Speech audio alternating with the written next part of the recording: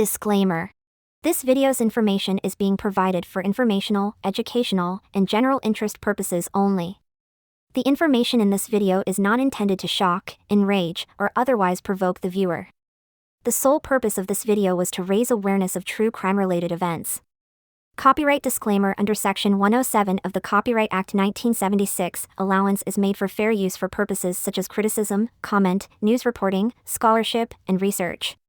Fair use is a use permitted by copyright statute that might otherwise be infringing.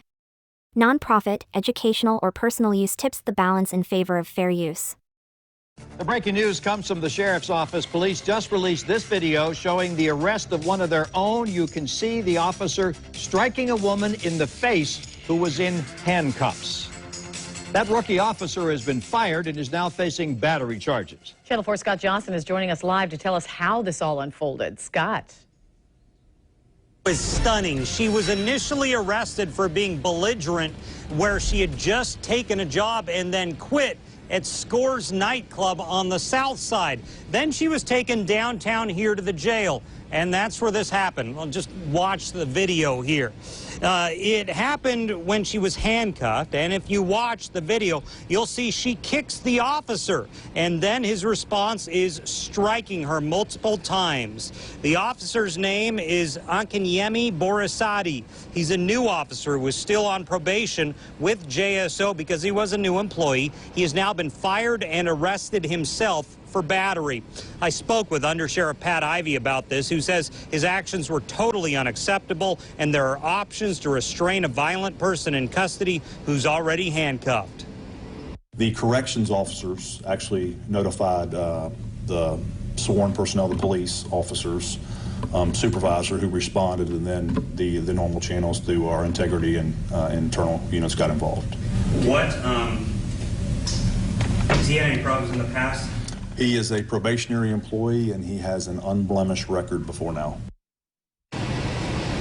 And this is the woman who was struck, Mayra Martinez. She's 31 years old.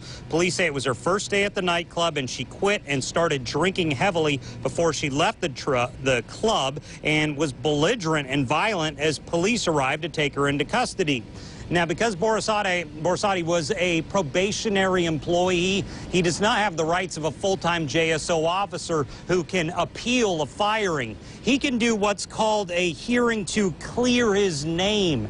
If he's successful, he can still maybe become a cop somewhere else in the state of Florida, but he won't be getting a job again, it sounds like, at the Jacksonville Sheriff's Office, where I am live right outside the jail. Scott Johnson, Channel 4, the local station. Scott, what about the other officers in the video? They appear to be just standing by watching while the officer struck her. Will any action be taken against them? Good question, Mary. I asked about that. I didn't think to ask about it at the initial news conference because I had not yet seen this video. Now that I've seen it, I've put in a request to get that question answered here by the Sheriff's Office. We're awaiting a response. Now, we do know, if you watch the video, which you can see at newsforjax.com, one officer does come up, put his hand on Officer Borisadi to kind of, it appears like, diffuse the situation, but I have asked the question about the multiple men standing around watching this unfold.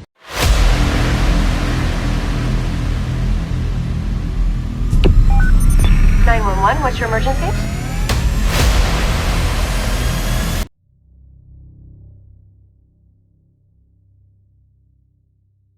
Akinyemi Borisadi, a former probationary patrol officer in Jacksonville, struck a plea agreement that spares him from having a criminal record for assaulting a woman while she was in handcuffs and under police custody. Borisadi, 27, pleaded no contest earlier this week to a charge of simple battery, a first-degree misdemeanor, in the April beating of Mayra Alejandra Martinez, 31. The arrest gained media attention when videos surfaced of Borisadi punching and kicking Martinez before she fell forward and hit the ground. As a condition of the plea, Borisadi was given a one-day jail sentence, instructed not to speak with the victim, and fined in fees totaling $655. John Phillips, Martinez's lawyer, described the plea agreement as ridiculous. He intends to sue the Jacksonville Sheriff's Office in court. According to Jacqueline Barnard, a spokeswoman for the state attorney's office, the sentence is typical for a misdemeanor battery case. Mr. Phillips' firm declined to provide any input and the case was disposed of in a normal fashion, despite being asked for input regarding the disposition multiple times, according to Barnard. Phillips had requested that State Attorney Angela Corey step down from the case on the grounds that she is biased in favor of Borisade and against his client. Corey declined to back down. Phillips expressed his hope that the case would go on until Corey's departure from office in January on Wednesday. Earlier this year, Melissa Nelson, a former assistant state attorney, defeated her in the race for re-election. Phillips remarked, "But I had a feeling this would happen before she left office." He expressed his hope that Martinez, who is currently facing charges of trespassing, battery, and violently resisting police, would receive a similar plea agreement from the prosecution. In one video, Martinez can be seen approaching Borisade in the Duval County Jail's processing area before grabbing both of her arms and pinning her up against a wall. Martinez makes 2 attempts to kick the policeman. Martinez is struck in the stomach by Borisade's first 3 full swings of his right arm, with the next 2 strikes landing higher on her body. In one video, Martinez can be seen approaching Borisade in the Duval County Jail's processing area before grabbing both of her arms and pinning her up against a wall. Martinez makes 2 attempts to kick the policeman. Martinez is struck in the stomach by Borisade's first 3 full swings of his right arm, with the next 2 strikes landing higher on her body. As 2 officers arrest her, a second video captured at the scene shows her getting struck multiple times and having her face slammed into the pavement. Sheriff Mike Williams fired Borisade after the incident was made public. The sheriff referred to it as a setback for his organization. Martinez was the subject of a critical disposition statement released by the prosecution in June. It highlighted Martinez's prior criminal history, which included a drive-through restaurant robbery in 2004, a DUI in 2012, and disturbing the peace in 2014. On April 27th, Martinez started working at Score's Gentlemen's Club. On her first day, she got drunk and was told to leave by club staff. When she wouldn't leave, they called the police. Martinez allegedly tried to punch Borisade when he told her to leave the area, and when she persisted in being violent, Borisade eventually put her on the ground and punched her. This is according to the disposition statement. The statement claimed that while the video supported charges against Martinez, it did not support criminal charges against Borisade or any other officer. Martinez was hit by Borisade after she tried to kick him and disobeyed his orders to stand up against a wall. It was also stated that she was verbally abusive at the Duval County Jail and would not stay behind a yellow line. Martinez's actions, according to Phillips, did not excuse what Borisade did to her or the other staff members' decision to simply let her lie on the ground after Borisade had struck her. Additionally, he claimed that Corey's office was functioning as Borisade's defense lawyer and that Martinez's prior criminal and mental health history had no bearing on whether or not Borisade had committed a crime.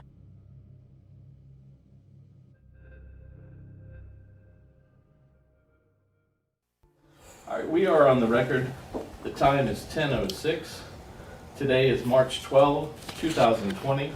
This is the video deposition of UnderSheriff Patrick L. Ivey in the matter of Myra Martinez versus Sheriff Mike Williams et al. Would counsel please identify themselves for the record, and the court reporter will swear in the witness. John Phillips and Kirby Johnson for the plaintiff. Steve Powell and Gabby Young for the City of Jacksonville. Sean Granite for Vickery, Chastain, and Andres. Paul Derek Jotty for Borisade. Before we start, there's an ongoing stipulation that any party's objection to any question preserves that for all parties, just so we don't have, crosstalk and concern for that. That's fine. Very well. Do you solemnly swear or affirm that the testimony you're about to give in this cause will be the truth, the whole truth, and nothing but the truth? I do. Thank you. Please state your full name for the record. Patrick Livingston Ivey. You go by UnderSheriff Ivey? Yes, I do. Okay. UnderSheriff, what is your background in education? I hold a bachelor's degree. And background, you mean just education? Yes, probably bad question. Let's start with education. Bachelor's degree. Okay. From where and what? Liberty University, 2002. Okay. And give us a little bit of understanding about your career development. Went to the police academy in 1992. Came on the police department in 1994. Was dual certified in corrections and police. Held a certificate in both in the state of Florida. Was patrolman from 1994 to 1999. Was a sergeant from 1999 through 2000, middle of 2003. Then got promoted again to lieutenant in July 1st of 2003. Assistant chief 2009. Full chief 2014. Undersheriff 2015 until current. And while in those various ranks, patrolman, basic patrol, street work, worked on a task force. As a sergeant, was a task force sergeant also, was also a field training officer and sergeant. As a lieutenant, I was a watch commander. I was also the commanding officer of the robbery unit, traffic homicide, auto theft, missing persons, homicide. Then as assistant chief, I ran narcotics and vice, ICAC, which is Internet Crimes Against Children, forfeiture warehouse, and computer forensics for 4 years, and was also then a zone commander out in Zone 4. And then as a full chief, I was chief of Patrol West, which means I had half of the city of the uniform personnel. And then as the undersheriff, I oversee the day-to-day operations of the entire agency, which is all 5 departments. Okay. First of all, congratulations on your progression and thank you for your service. Going to, you kind of anticipated my next question. What does the undersheriff do? Kind of run the day-to-day operations. So obviously the sheriff is elected. So I am the highest non-elected individual in the agency.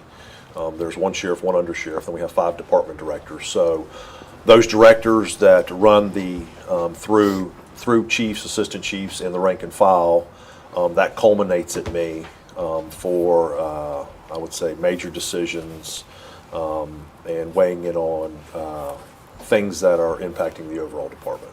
Okay. What's the difference between, from a standpoint of duties? Obviously, I know one's elected and one's not, but what's the relation, the professional relationship, I guess, or reporting relationship between you and the sheriff? So he is the boss. He is the sheriff.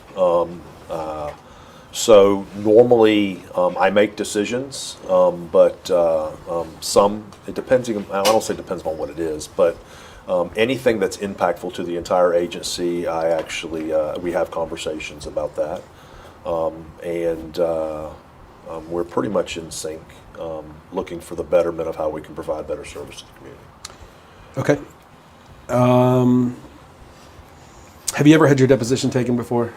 Several times. Okay, I would assume.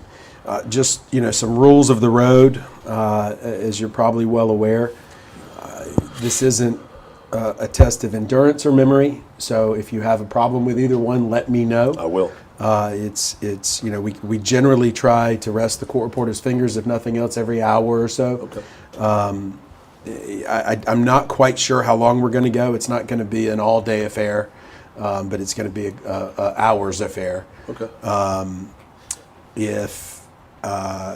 If you don't understand my question, please make sure to let me know, because if you answer my question, I'm going to assume you understood it. Is that Absolutely. fair? Yep. And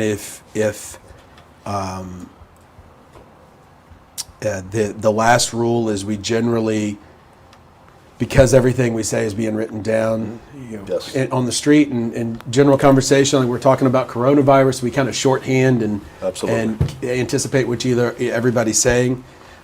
In this, we kind of need to do long format with yes and no's rather than ahas and ahas. And no shaking of the head. Right. We have video so we can back it up, but generally it's not preferred. So we received give me that first, the first one.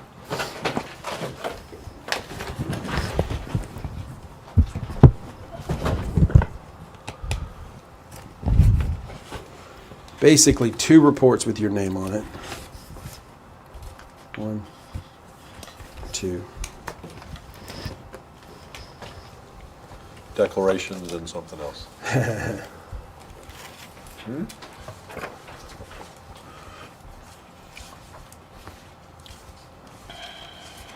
stapled weird.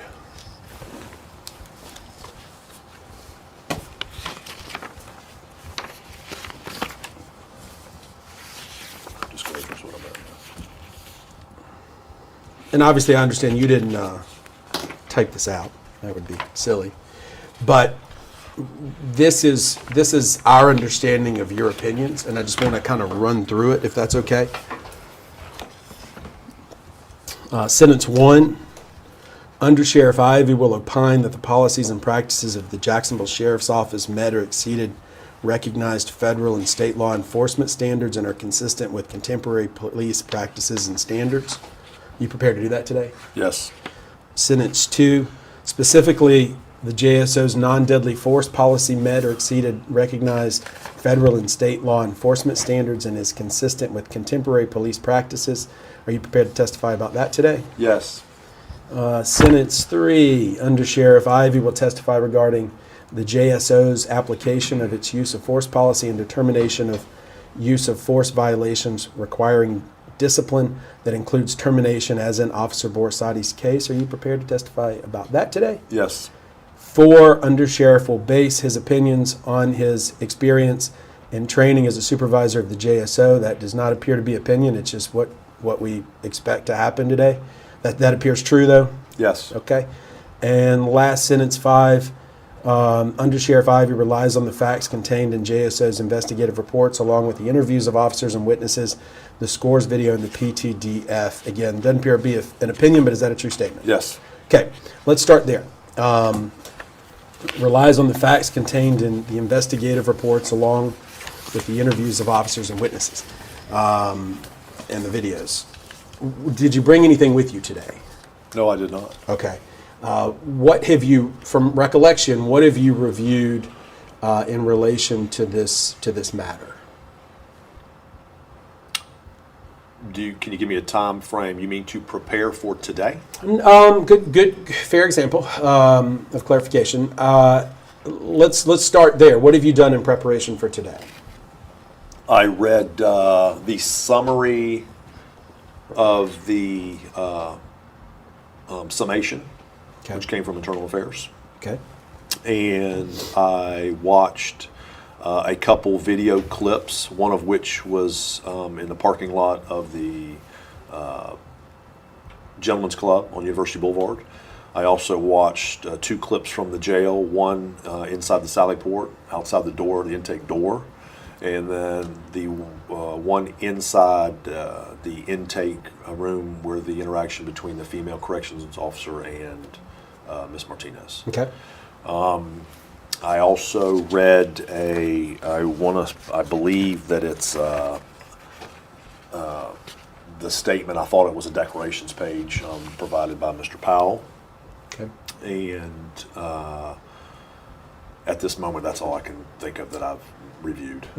Have you conducted any personal interviews at any point related to this case, either the investigation of Borsati or the investigation of the criminal matter involving Myra Martinez? Any interviews? No, I don't conduct interviews. No. Okay. Other than, and I believe you gave a press conference right after this happened. Do you recall that? I do not recall doing it, but I know as an order of practice I do them when we make an arrest.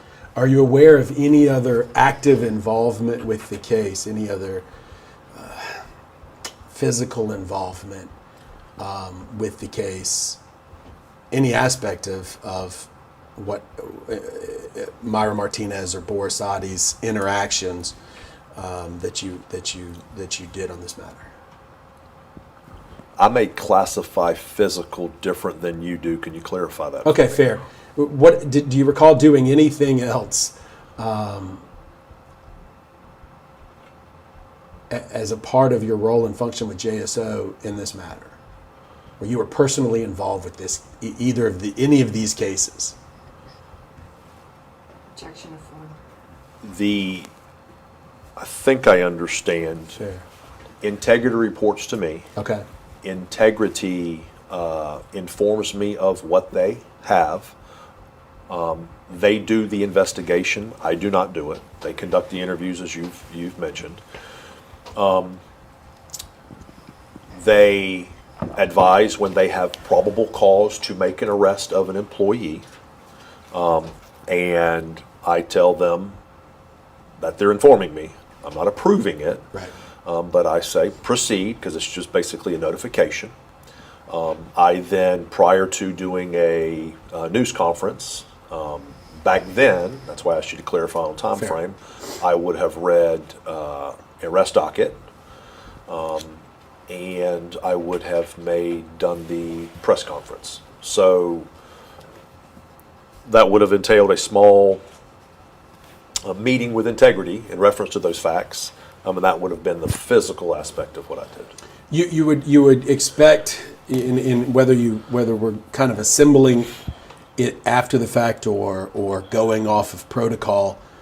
Detective Cayenne was the lead detective from Integrity on this case. Is that fair? Do you recall? I do not recall. Okay. But whoever the detective is with Integrity would have reported to you along the way. Through their chain of command. So the unit is under my, we do public corruption also, arresting of employees, but it would have been the lieutenant of that unit that would have had most of the one-on-one interaction with me, or would have been the speaking head of that unit, and then there was also a sergeant, and then there would have been the detective. Okay. But I do not recall if it was. Do you recall who the lieutenant was for Integrity back when this happened? I don't actually, because we actually have gone through about 5 over the last few years. Fair enough. Several. We've gone through several.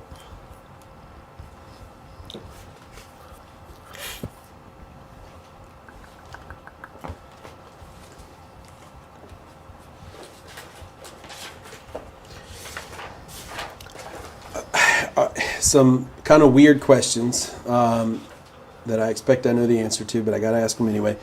Are you being compensated in any way extra other than what your salary is for testifying in this case? No, I'm not. Okay. Have you written any reports pertaining to this case or your opinions in this case? Have I written? Yes. No, I have not. Okay. Have you had any reports written on your behalf regarding your opinions in this case? Opinions? Yes. No.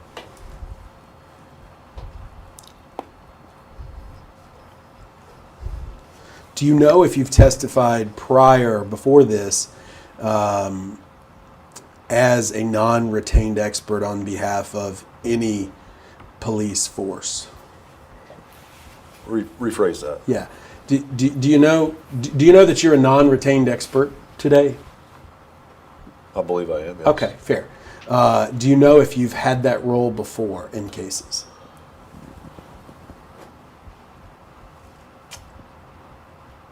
I think due to the position, if I'm in that role all the time, but if you're saying very structured in a deposition, no. But I think being the agency head and the signer off of policy with the sheriff, that by proxy I would be. Right. Yes. That makes sense. Do you recall ever testifying in a civil rights case before? No. Okay.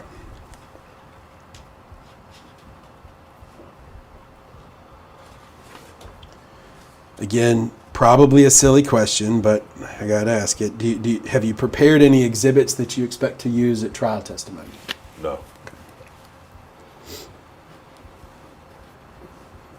Have you written publications regarding uses of force for any third-party entity, anybody outside of JSO? No.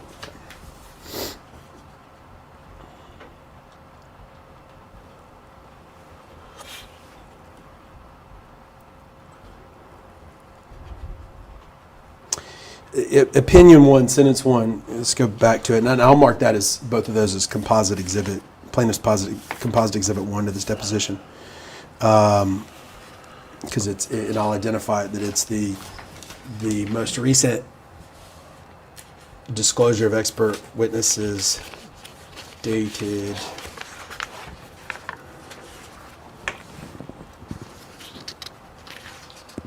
Oh, I didn't realize that Paul's on this one. Okay. Dated March 10th, 2020. And I think the first one dated June 14th, 2019 for identification purposes. Are you aware if you're testifying on behalf of former Officer Borsati at trial? I have not been notified Okay. of such. Do you know whether you're testifying on his behalf as his non-retained expert today? For Officer Borsati? Yes. I don't know. I haven't discussed who if I'm for Officer Borsati specifically. Fair enough. You're here to give opinions. And as yes, disclosed. As disclosed in Okay, my fair enough. experience and yes, training. And you know, lawyers generally won't tell you when they're trying to be tricky, but 99% of the time, if I'm not trying to, like, that question's not trying to be tricky, but it may be that I asked a bad question, and so just let me know, or you know, Mr. Powell, let me know.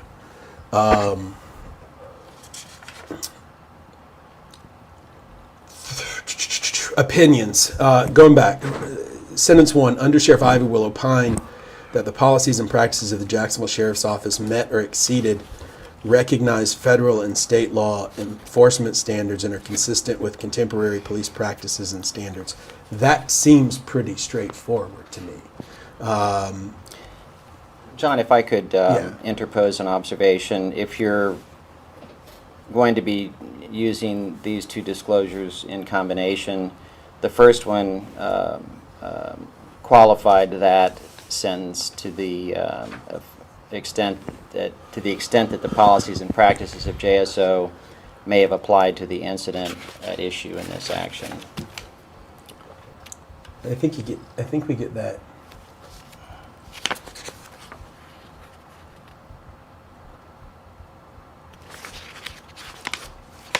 I just want to be clear. Yeah, I assume that you understand that the Undersheriff is here to offer his opinions relative to the policies and practices and other aspects of the agency with respect to this incident as the agency's procedures and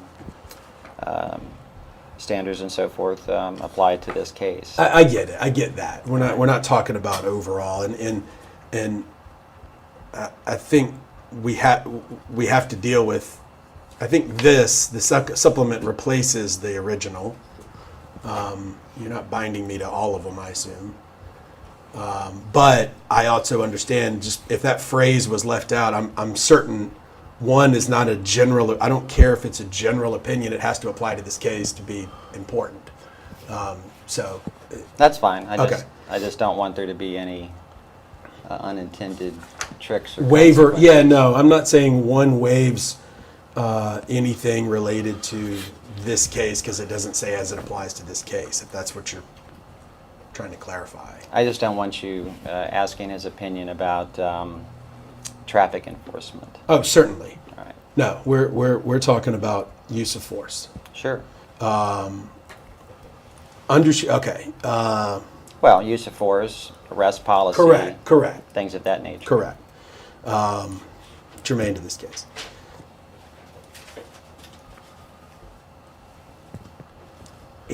Where I was sentence 1. What does that mean to you?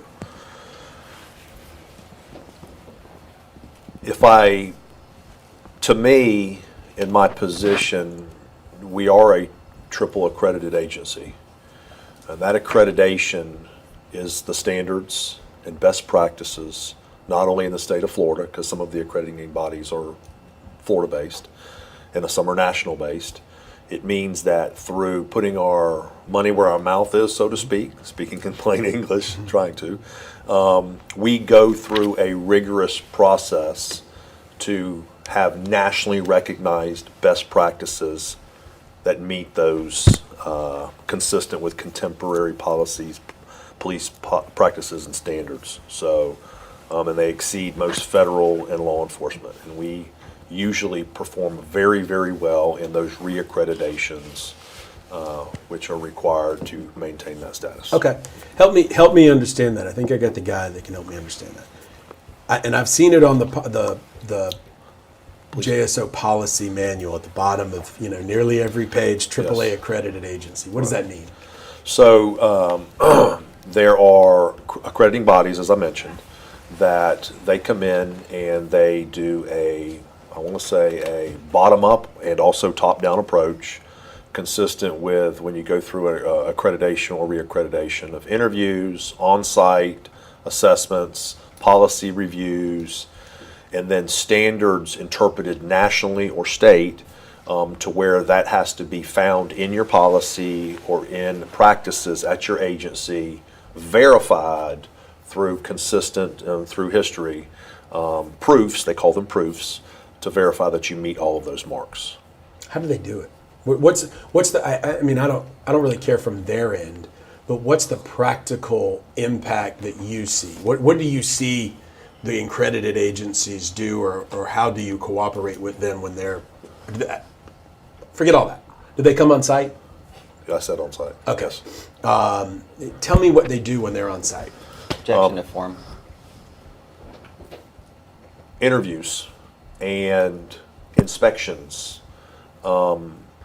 Example, in the jail, cleanliness, food preparation areas, housing not overcrowded, proper prescription medications in supply to be dispersed to inmates that need them, things of that nature. How often do they do it? Depending upon the accredited bodies, but most of them are every 3 years. Okay. But it's a build-up. It isn't like they all of a sudden show up, meaning you know in advance that you had to have demonstrated proofs all along to ensure that you were being compliant that entire time. They check the books. Absolutely, they check Okay. the books too, yes.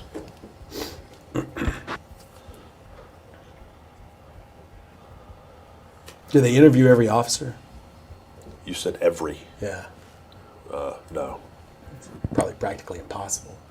Well, But- 1,783 sworn and approved positions. Yeah. Almost 800 corrections. No, they don't. Okay. But they do an array of various ranks and across whatever department they are doing. Do they review RTR reports? Do they get involved at that level? I believe they review. I can tell you this. I don't know every report that they do, but staff, they'll go so deep as to say even staff meeting minute notes of a required meeting to meet a standard. Okay.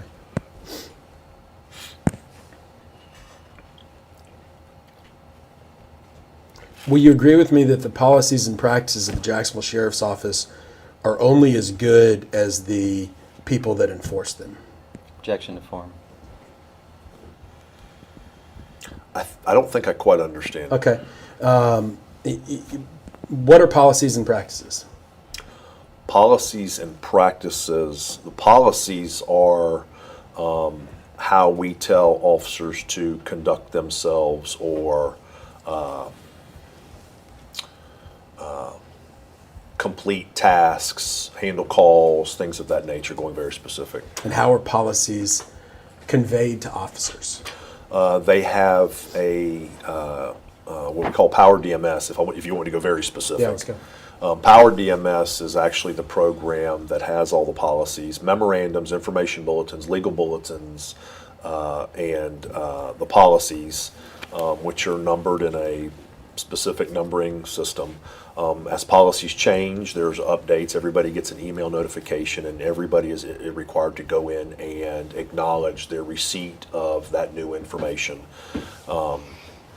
So that's how they are conveyed. But in addition to that, normally when you have things that are impactful, and I'm going very specific to officers, something that would change how officers would do something like handling police pursuit, that would be handled at that level, but also there would be watch commanders that would go over this new policy with their subordinates at roll call when they have roll calls each day. Okay. So there's a variety of ways and multiple times that they're exposed to. What is Power DMS? It's a computer program that actually houses our training and dissemination of bulletins that I'd mentioned. Okay, let's just kind of take and again, if you don't know, you don't know. Right. But if you don't know, help me understand who might know, and I'll ask along the way. But just kind of gearing you up for that. Let's take Officer Borshati for as an example. So he would have gone through a local police academy. That's is it a division of JSO? How does that work? So that's the Northeast Florida Criminal Justice Training Center here. There's also one in St. Johns County. And there's different ones across the state and then different states. What happens normally is when you go through, depending on which state you go in, they train a curriculum that gets you to a certification level for that state. Because some states don't accept the certification and training for others. And if you decided to go to another state, you'd have to do a equivalency of training course because some statutes are different and things of that nature. It gets you to a basic level of law enforcement training. Officer Borasati, I don't have any information, or I have no idea of where he went to his police academy and got that. Okay. But he would have had to, at bare minimum, demonstrated to FDLE, the Florida Department of Law Enforcement, that he met the Florida standard for training, not us. So then what happens is you have a certificate, but it's not activated. You can say all day long that I'm a law enforcement officer. No, you merely have a certificate that's not activated. It is not activated until you are attached to an actual agency. So here at JSO, if you go to the police academy, what we then do is, after we've done all that verification and reference to through wherever you went to the academy, then you do a orientation class, and in the orientation class is when you get JSO, more JSO specific training. Again, knowing that I could walk out this door and go to 30 different calls in a 12-hour shift, and 5 of them could be robberies with 5 different circumstances, you try to encompass the training that will help them complete most of the tasks. But in addition to that, they're always under the supervision of a sergeant and then a lieutenant, and you can usually, hopefully, if you're astute and you do the right thing, call a supervisor to ask questions when it may be slightly different than what's in policy. Okay. And assume with me, if you will, that well, before I get there, so it's my understanding that Officer Borshati was paid by JSO to go to the local police academy. Is that how it's done? Who employs people at the police academy if they're getting paid? So I don't know. Okay. I would have to take your word for it. So it depends, meaning, and I'm trying to, when I say it depends who pays for it, there's different buckets of how individuals get to become police officers. I'm a police officer that comes from Georgia. I don't have a JSO law enforcement. I have to go somewhere and get an equivalency of training. We're just recently going to start even offering that. They would normally have to go to St. Johns County to get that. They've been offering it for several years. I would go there, and it would translate. Then I would become a Florida law enforcement certificate holder. Then that would make them eligible to apply for a job here, and because they already hold a certificate, they're what's called a certified applicant, meaning they don't have to go through an academy. Opposite, another guy just graduates college, doesn't have any law enforcement experience, or has never been to a police academy. We offer what's called non-certified applicant.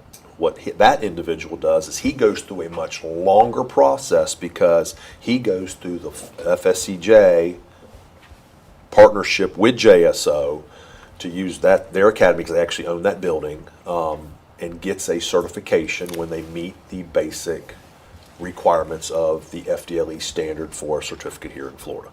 So who pays for it? It varies. And listening to you, without knowing Borasati's, I would not be able to tell you who paid for that. Let me do this. Let me refresh your recollection. We can play the press conference if need be.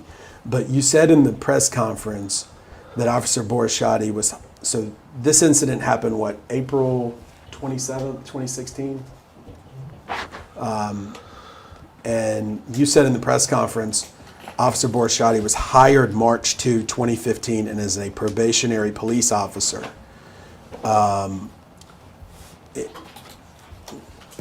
I guess let me start by, what is a probationary police officer? So based on, there's a probationary period. So you were talking two buckets of things. Okay.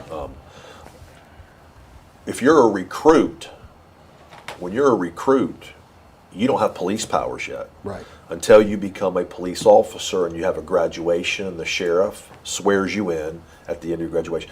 Only at that point are you allowed then to enter into a field training program where you ride with multiple officers, so usually over about a 3 or 4 month period. Then after that, you become a solo beat officer and you ride solo.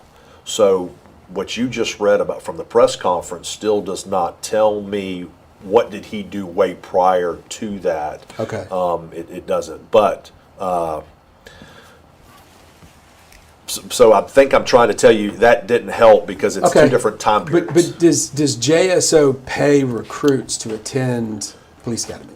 On occasion we do. It's called a paid class, and they can be non-certified. Okay. But even in that realm, it's a lot to understand. There's two different chutes. I could go to a BLE and pay for it myself, because let's put it this way. I don't live with mommy and daddy or whoever. I don't have anybody to take care of me, and I have to go to the academy at night, and I have to work during the day. I have to pay my own way going through the academy. I did that back in 1992. I worked full time and I went to the academy for 9.5 months. I paid for it. Other individuals along the way, JSO was running another class. Guess what? They got paid, but they went usually Monday through Friday, 8 to 5 during the day. They got paid to be there. So again, I don't. More so, I wouldn't know. Okay. What did you mean? And again, we could play it if we need to. It's at the beginning of the video. But what did you mean by probationary police officer? So, what is a probationary police officer? So when they get hired, and at the date they go to the street, they have a probationary period. Probationary means that they don't have, this is only one piece of it though, they don't have civil service protections. So outside of your probationary period, if Officer Borishati could have fought for his job if he wanted to, and then he would, that goes in a whole other gamut down another rabbit hole to say he could have chosen disciplinary hearing board, civil service board, arbitration to try to argue why he should keep his job. But because the reason I said that is, if you pay attention to the press conferences I ever do, because I'm always asked that by the media, I say he was arrested and fired because he was on probation, because the probation allows me to immediately fire him. Other words, I could say he was arrested and he's put on administrative leave, because then he has all those options at his disposal, not that we created through civil service protections and whatnot. Is that through collective bargaining with a union? Some is and some isn't. Some is that we have some through collective bargaining, but civil service rules are separate from collective bargaining. Are there different standards? So we talked about policies, and we talked about policies of JSO. Are there different standards for officers who are probationary versus who have civil service protection? Standards, no. Meaning how they need to do their job. What it just means is I would have fired him anyway, or attempted to fire him anyway. Arrest would have been the same. I would have just had to go through a longer process if he chose to fight for his job. But you're familiar with Tim James, right? Yeah. Why wasn't he fired? We did move to fire Tim James. He ultimately resigned. Are you aware of that? Because he was pending termination. But because he was, you're getting it. I think you're getting the picture now. Right. He was outside of probation, so he had, what's the word I'm looking for? He had options at his disposal to prolong his employment with the agency till he resigned. But he wasn't riding out on the street. He was sitting in teleserve.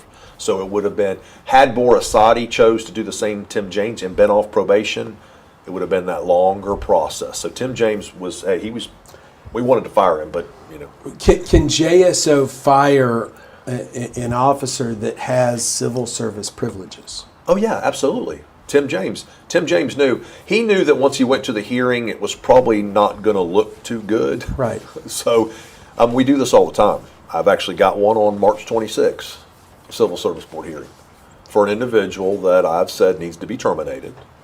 And he's what they call, they're exercising their rights to employment. Who was that? What do you mean? You want to know who the hearing's for? Yeah. It's not for battery, it's for departure from the truth. Okay. Along with some other charges. Who is it? Officer Sines. SIGNS? SINES. Okay. My understanding is Tim James was arrested for battery June 10th, 2017, and resigned July 26th, 2018, so a year and a month.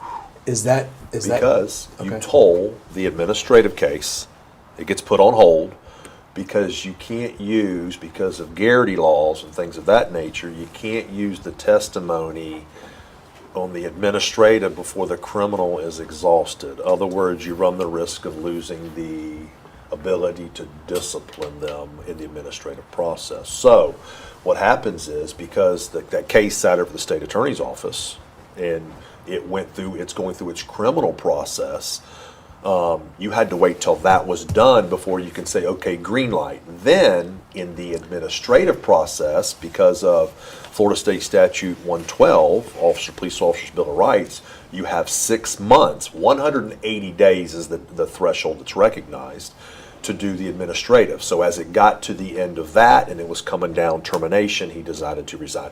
He ran out as much time as he could, is what he did. Okay. But I guess, how would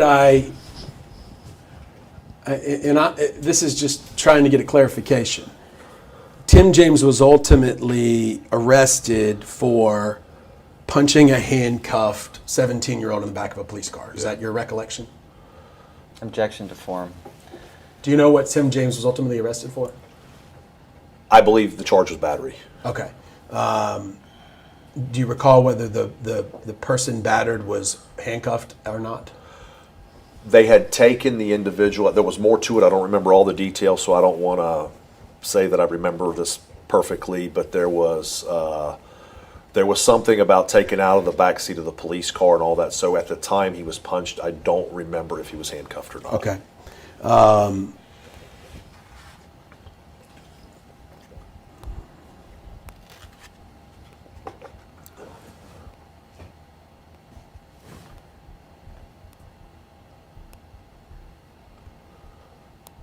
Do you know if... Let's track that. Okay, we talked about policies. What are practices? The practices or other agencies are showing, so we don't bifurcate the sentence out.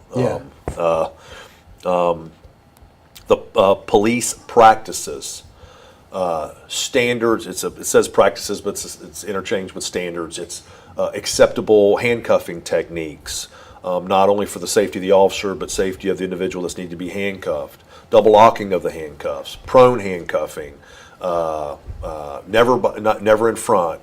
It's those practices that have shown to be the best way to do things. Okay, and so I'm boiling, and I want to boil it down fairly, but I'm boiling sentence one as JSO does what it needs to do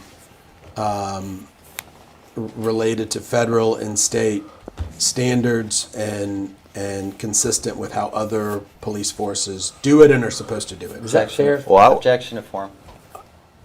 I'm just going to add. Yeah. Exceeded. Exceeded. We exceed. Okay, fair enough. Who is the accreditation agency for the AAA? Is that AAA? No. Okay. There's multiple. It's AAA is the ranking. Sorry, I'm shooting two questions at you at once. Yeah. There's multiple accrediting bodies. Okay. Director Tom Hackney, Kalia is one. I can't remember the name. They're acronyms. Kalia is an acronym too. Okay. So I can't remember all the acronyms. Fair enough. But Director Tom Hackney is the Director of Professional Standards, which oversees, we actually have a very robust accreditation section within our agency that makes sure that our policies and these practices and standards agency-wide are not only adhered to, that we are ready for every reaccreditation and everything of that nature.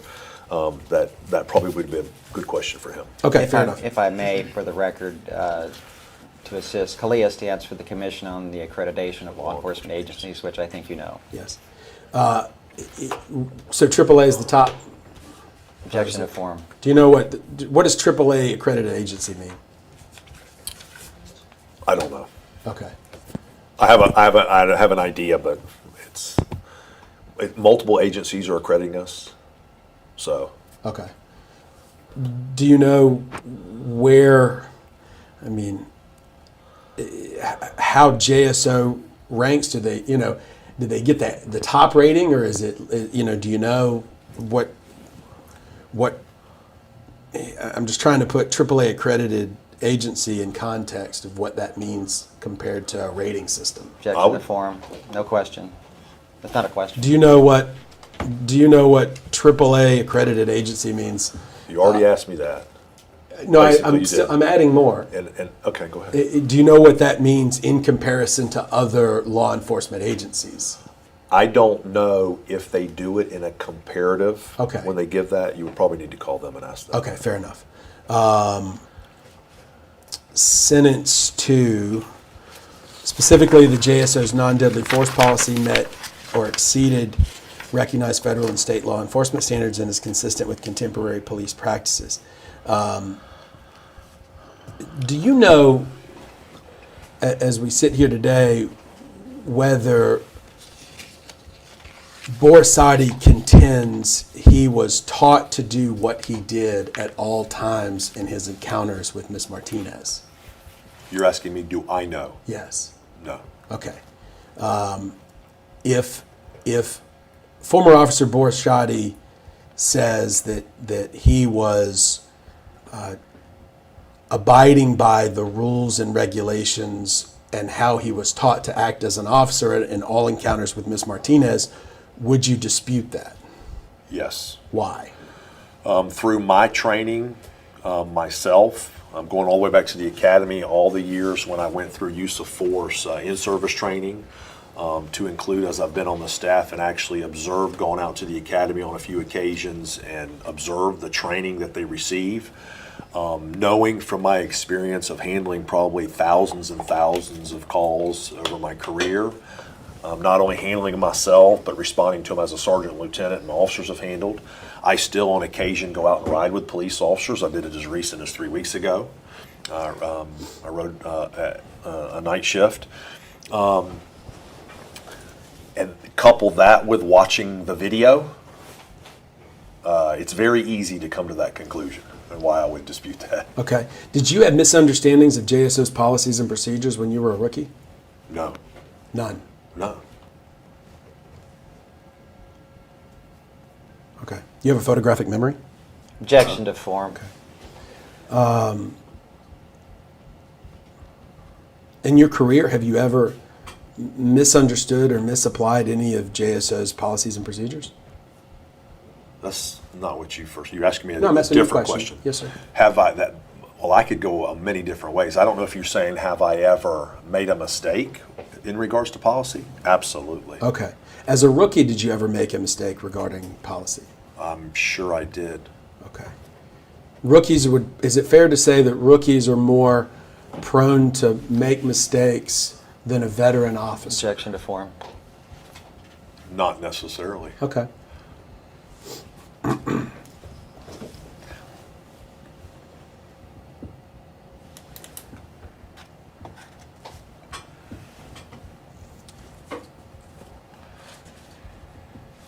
Do you know why you're retained by former Officer Borshadi, when you have opinions that basically say that he's wrong or not telling the truth? Objection to form. He's a non-retained expert. Okay. Do you know why you're a non-retained expert for former Officer Borshadi when you specifically are finding that he didn't meet or exceed the practices and the policies and practices of JSO? Objection to form. I can't speculate. You're asking me, do I know why? I don't. Okay.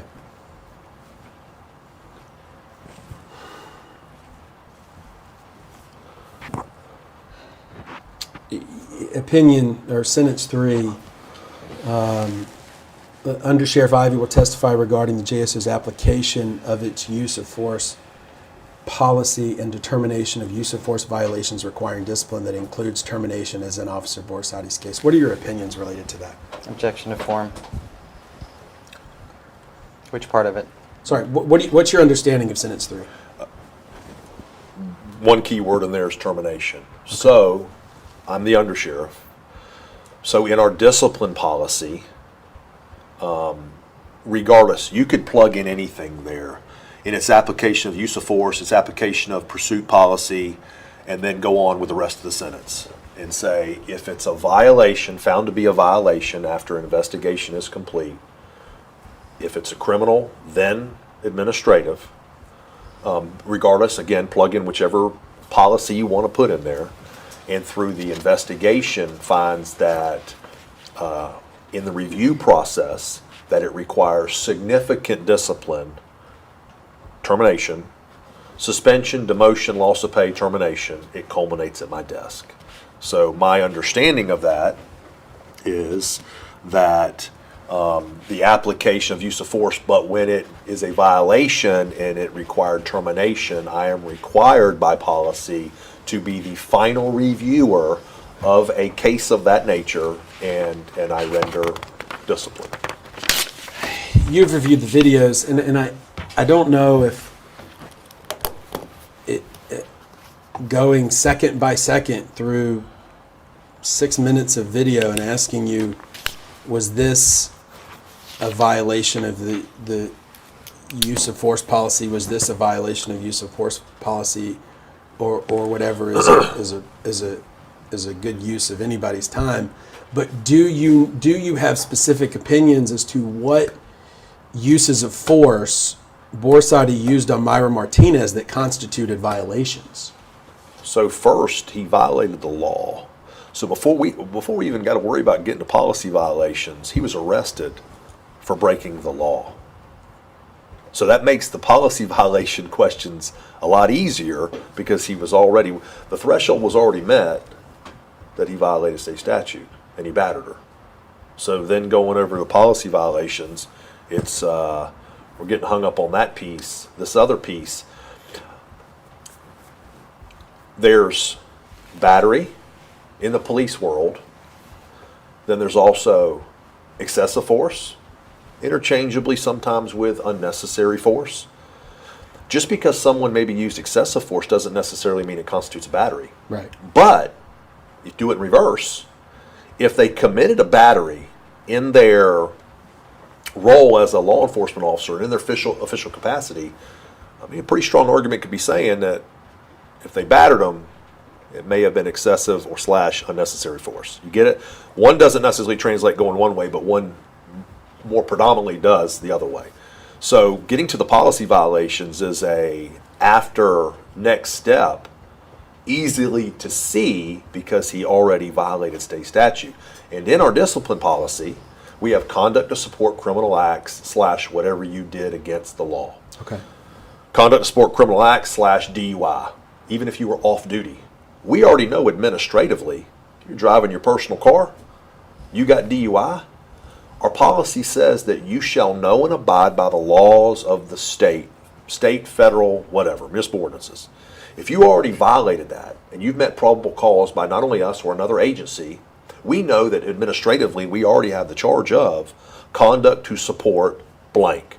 So in this case, you can see that's a long explanation to say he gets arrested for battery. We already know we have conduct to support criminal acts, battery. Once you get battery, you got the JSO policy violation. That makes sense. It's there. Okay. Right. And the battery. And at a lower level of proving, you don't have to have probable cause.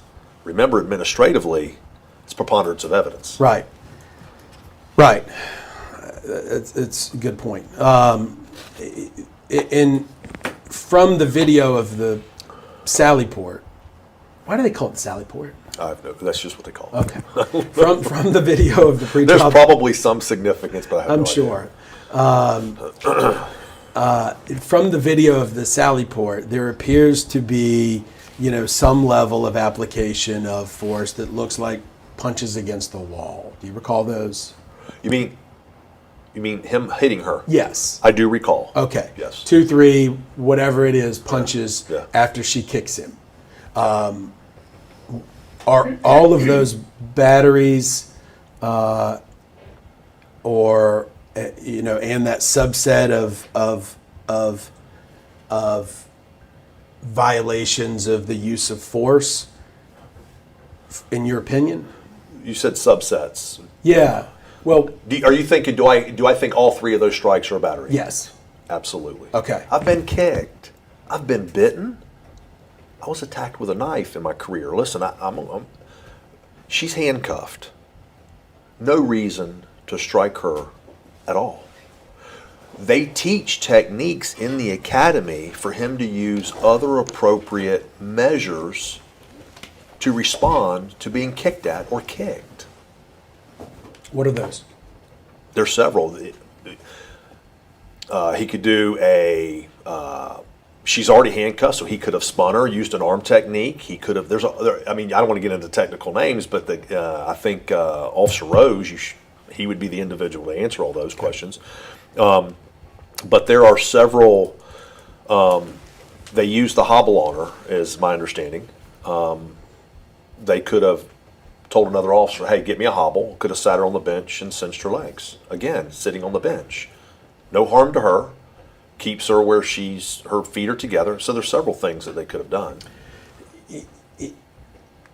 I assume you've been kicked in the testicles. Yes. Okay. And experienced that kind of Yes. pain, and is it fair to say that it certainly disables you? If it depends on how hard you've been kicked, but Correct. it can create some disability. Objection to form. I can't speculate that if Officer Borisati, what he felt. Yeah, and I haven't asked you to. Yeah. But I'm saying, I have never been incapacitated by that. Okay. But again, I've been pepper sprayed by other officers too while they were fighting with a subject. I got sprayed more and I fought through that too. Okay. So the reality is that maybe it's based on the individual. I don't know. Okay. Do you know what former Officer Borisati was experiencing from that kick? Objection to form. No. Okay. Officer Borisati sat in the room over and said that he was specifically taught that the use of force and the way he used it was okay, both in class and in FTO. Do you know what he was taught specifically in class and FTO? Objection to form. I wasn't in class with him. Okay. And my question is, are you asking what he was taught in relation to this specific incident? In other words, was he taught to do X or taught to do Y, or was he just taught in general? And I'm really not sure where you're going with that, which is why I objected to the Do you know question. what? And I think I asked it right. But do you know what Officer Borisati was taught at the academy regarding use of force related to a handcuffed individual?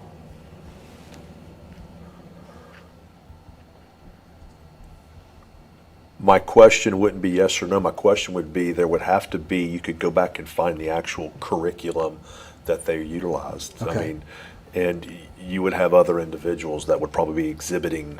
Out of 1,783 policemen, it would probably be happening if it was a accepted taught technique.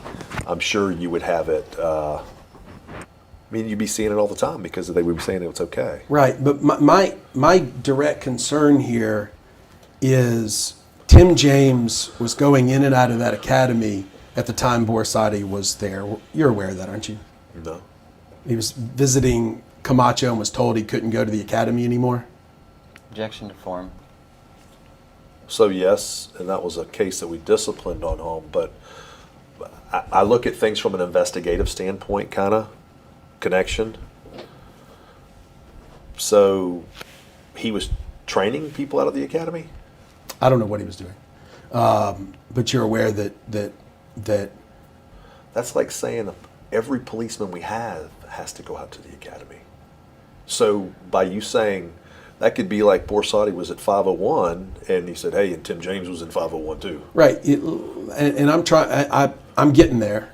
Do you know why Tim James was forbidden from going to the academy? Objection to form. Yes. Why? He was dating another employee. Okay.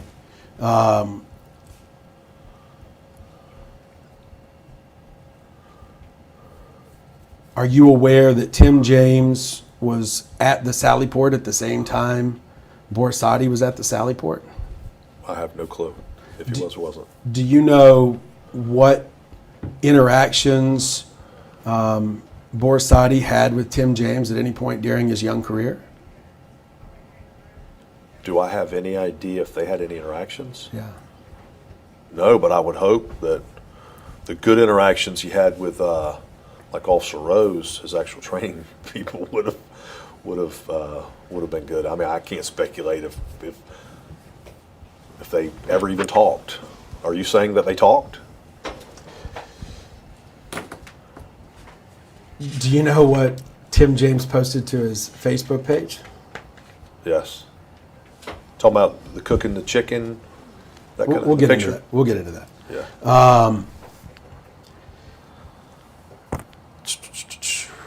Okay. Application use of force and termination.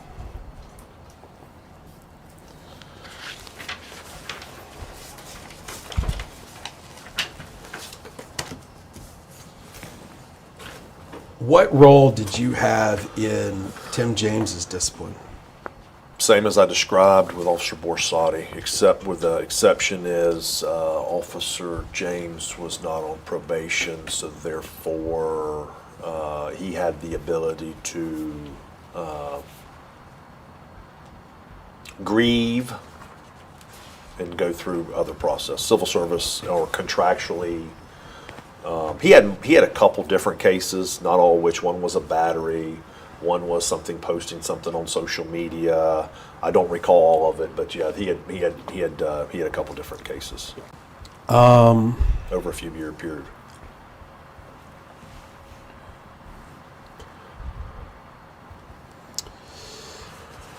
Was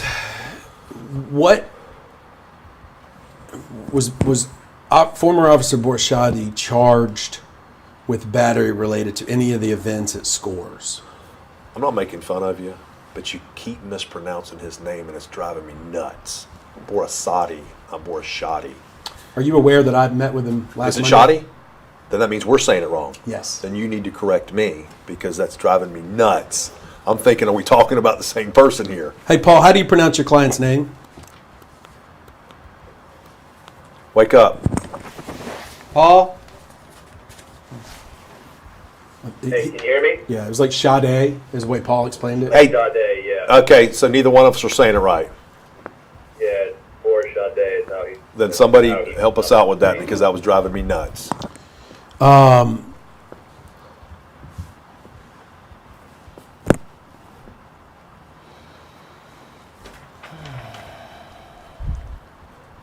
with me.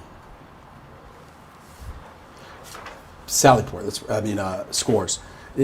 Are you aware if Officer Borsatti was charged with battery as a result of anything that happened at Scores? I don't think we bifurcated it out like that. Back then, when they brought it to me, they said he committed battery. So I don't recall if they did it like that. An arresting and booking report does not have to allege the specific battery? Objection to form. Okay. That's not what I said. Okay. I said I don't remember if it listed 2 counts of battery. I don't recall if it listed 2 counts of battery, 1 count of battery. I don't remember. Okay. As we sit here today, what are your opinions regarding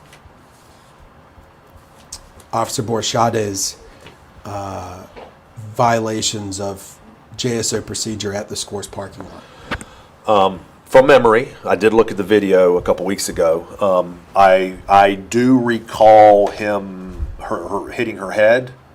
Violation of policy all day long. Totally unacceptable. Where he got that from, I have no clue. That makes me think when you're saying he talked to Tim James. Did Tim James ever even do anything like that to say that Tim James caused this other behavior? No way, because I don't even think Tim James even exhibited that. Let's talk about that. Okay.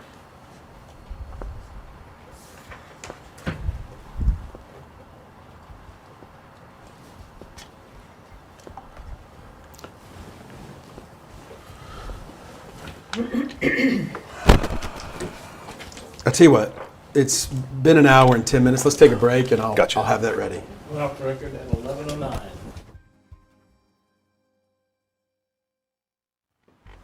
We are back on the record at 11:18.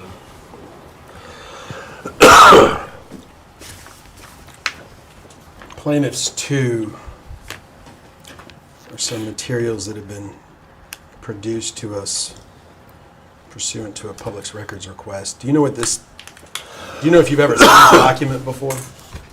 I've never seen this document before. Okay.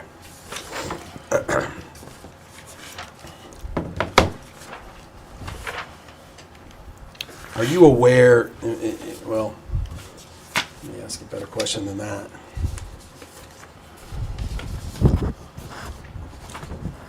For the record, do you want to explain what this document is? I'll get there. Looking at? I'll get there.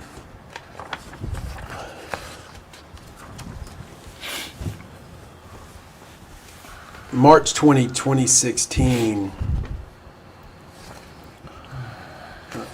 do you recall that you actually told Tim James in a letter that he could not use his police powers or wear his uniform as a result of some social media posts? I remember an investigation, but as a normal order of practice on something that would be, I guess, of a serious nature, it's called defrock. I take away their police powers, and they are notified where a letter that's prepared by Internal Affairs, which I sign, but it's a standard form letter. Okay.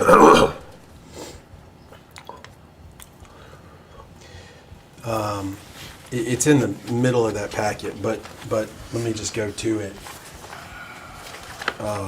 It looks like this. Yeah, I know what they look like. Yeah. Okay.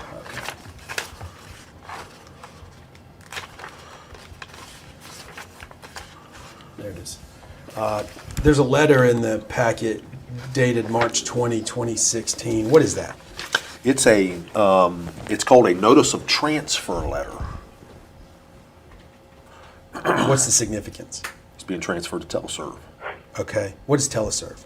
Teleserve is where individuals, through a couple different reasons, if you are injured to the degree that you can't do your normal duties as a police officer out on the street, or if you're an individual where your police powers are being taken away while you're either being investigated or maybe potentially pending a termination case. So there's several different reasons that you could be sent to teleserve. And what does teleserve mean? Like what actually are they doing? So telephone, Yeah. serve, they can still write police reports that don't require the response of a policeman. So I call and I say, my bicycle was stolen. They can do that report over the phone. And they give them their CCR number, the report number, whatnot. That's how they do it. We do it because it's more efficient, and you have individuals that can do that duty, that they don't need to be in uniform and respond. first line of the letter, in the best interest of the city of Jacksonville and Jacksonville Sheriff's Office, Undersheriff Ivey has decided to transfer you from your current assignment. Undersheriff Ivey, that's you. Yep, that's me. Does that seem like something you would have done in this instance? Are you responsible for that transfer? How are you involved? No, as one of the agency heads, yeah. I'm in the best interest of the city, saying, okay, it's a standard letter. Okay. Anybody, because I want to say the language in one of these changed just ever so slightly recently. Anybody that would have gotten this notice of transfer, there'll be probably dozens of them, for a variety of maybe departure from the truth, maybe whatever, depending on what it is. There would be many of these letters would just address to different officers because of this is a standard letter. This isn't a Tim James. It's Tim James exclusive because it has his name on it. Right. It could very easily say somebody else's name. Do you know when he was put back on duty? I have no clue. Would there have been and I didn't see one, but would there have been a form that reversed this, for instance, it's in the best interest of the city of Jacksonville, that you've transferred from teleserve back to the So the transfer going back actually goes through the system. Usually that's a verbal. There may be a letter, but they don't need my signature for that. They do the signature when we're taking the powers away. Okay. As we sit here today, do you know how long Officer James was assigned to teleserve from this incident? For this, I have no clue. Okay. No.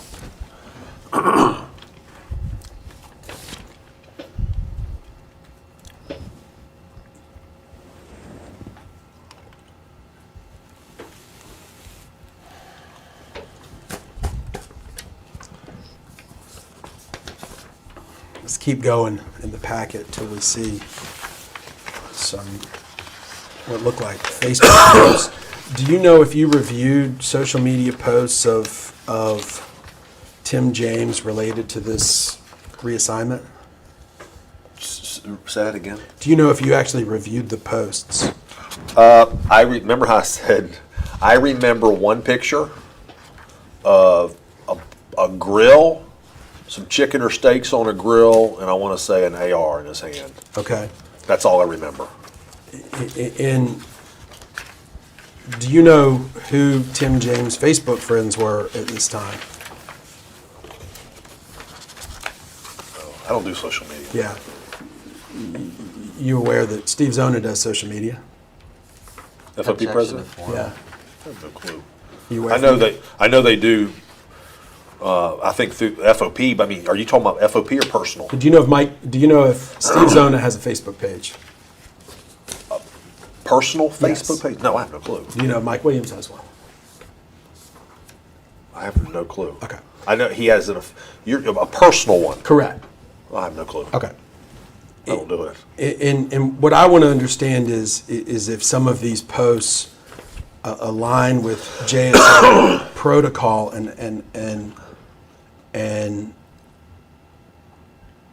did we, if you don't mind? Yeah. I don't do social media. I never have. I think it was my philosophy on social media. I think it was meant to be a positive thing years ago. And a lot of it now is not so positive. Mm-hmm. So I say I don't choose to do it. I don't know who has one, who doesn't. But I can tell you this. If I remember correctly, we disciplined Tim James for this. That would make no matter how many questions we ask, that would be that it's not in line with the policy of the agency if we did discipline him. Okay.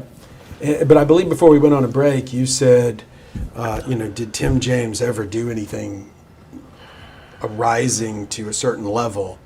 And so I just want to see. No, it was specific to the beating of the head. Okay. You asked me about the Scores parking lot, and I said I do recall the beating of the head, which is outside of policy. Okay. And therefore, I know that there was a concerted effort to show the connection between Tim James, because you even said, you asked about him being out at the academy and all that. I said, and you said, do you know why he's going out there? I said, yeah, because he's dating another employee. So there was that connecting. And I said, well, if we're going to do that, in fairness, you got to say, well, that's why I asked, did he train?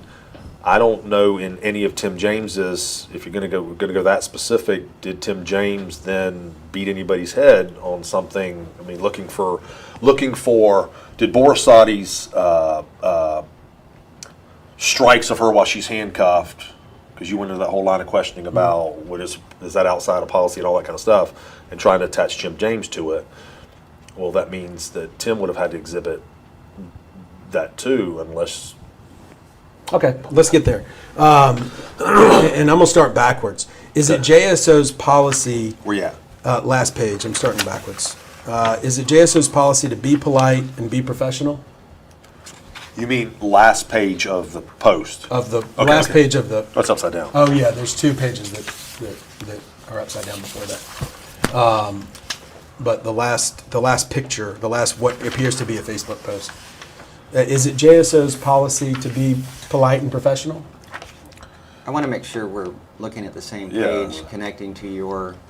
Are you looking at the one that's got a rifle on it? And at the bottom it says Tim James at Bailey's Powerhouse Gym? Yes. So your question is in relation to that page? No, I'm just asking a question. Is it JSO's policy to be polite and be professional? Well, so you're not referencing this at all? Objection of form. You had directed him to these pages. Correct. Yeah, and then you asked a question. I'm aware what I did. Well, I object to the form of the question. Fine, object to form, please. There's a lot of anticipation in my questions, and let's just stick to my questions. If you got an objection, object. Is it JSO's policy to be polite and professional? Is it JSO's policy to be polite and professional? Yes. Is it JSO's policy to have a plan to kill everyone you meet? No.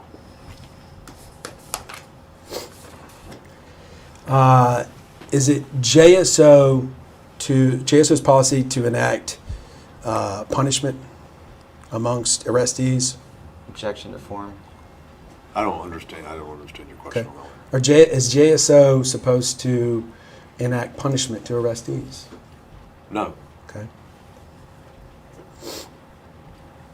If you find out that an officer is telling the public that he's about to go off like a grenade and you better watch what they do or say around me, what should you do with that officer? Maybe send them for a fit for duty, take their police powers away. Give them counseling? Assign them potentially. I mean, there's a whole gamut of things that you could do. Should you discipline them? Okay. And if he continued behavior or other, move to terminate, and hopefully you either get to terminate them or they resign. If they break the law, arrest them. Should officers be bragging someone's getting a size 13 boot to the ass tonight? Absolutely not. Why not? How do you apply that to police work? Okay.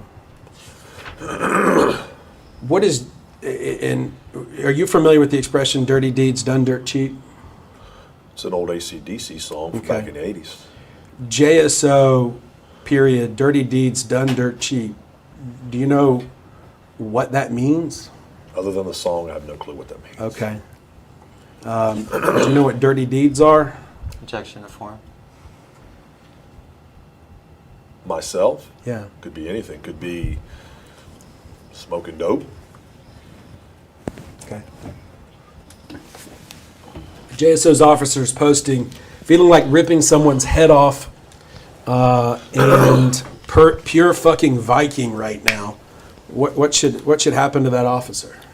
Objection to form. Is he meaning going to do it at work? I mean, there's a lot of questions. You can't just say that statement.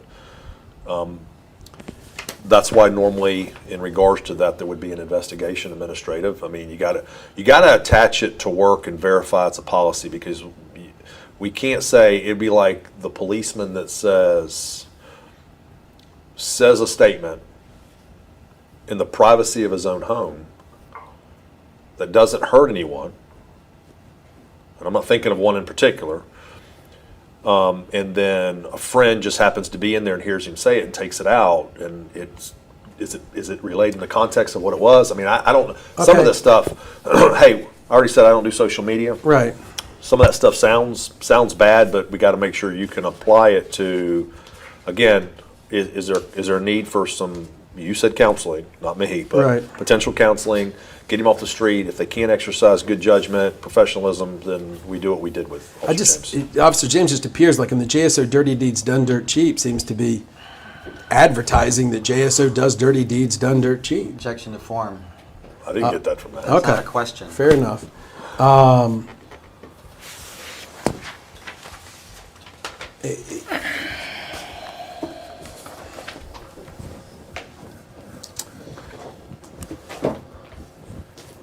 When working road construction, are officers encouraged to, if the public asks, can I go that way, are officers encouraged to drag your ass out of the car window and monkey stomp you?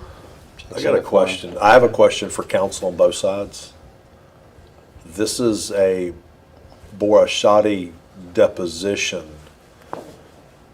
and we're talking entirely about Officer James, which you've got to admit I've answered every question thus far to my connection here. That's like me when I was the homicide commander showing up for murder A deposition and being questioned about murder B. In fairness to you calling me here, you're asking me questions totally off, and you keep saying you're going to get there. You haven't gotten there in an hour and 20 minutes. We are speaking, you must admit, entirely about not the officer I'm here for. You're JSO's policy and practices non-retained expert, are you not? And why you're saying that is to say overarching, but you had a discussion with the counsel over here, and you said you're going, I believe, outside of what your genuineness is. Probably your plan all along, but it was your genuineness at the beginning to say, okay, why is he here? Okay, we'll keep it generalized. And now you're going very specific on Tim James. And I would let your lawyers handle that with me, or the courts handle that with me. I'm telling you, I will still voice my opinion. And Sheriff, just let him ask the questions. And go ahead. We'll move through. Are you familiar with our complaint? What complaint? Right. Exactly. So the question was, if a citizen is near a road construction area and stops and asks direction, is it JSO's policy and procedure to drag their ass out of the car window and monkey stomp them? You said rephrase that again. Yeah, sure. If there's a road construction area and somebody asks for directions, should officers be dragging their ass out of the car window and monkey stomping them? Objection to form. If somebody stops to ask directions, should they be? No. Okay.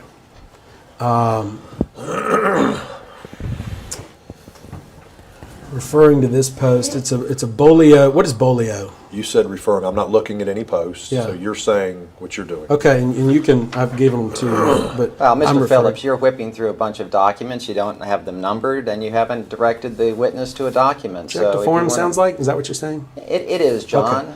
I've gone, Mr. Phillips, please. I've gone backwards through the documents as indicated, but if you don't want to follow along, that's fine. Are you aware that all these posts were made while Officer Borashati was undergoing training? Objection to form. I have no clue. Are you aware that Officer Borashati testified that he heard other things like this throughout JSO? Testified when? I have no clue. I haven't heard any of his testimony.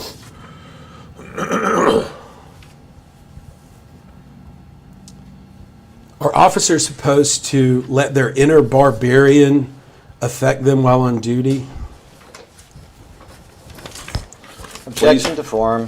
What's inner barbarian? Okay. Those examples we just talked about, are they obvious violations of what an officer should be holding themselves out as? Objection to form. Are they obvious? Define the obvious part. Certainly. Do you know what the word obvious means? Oh, I know what the word obvious means. Okay.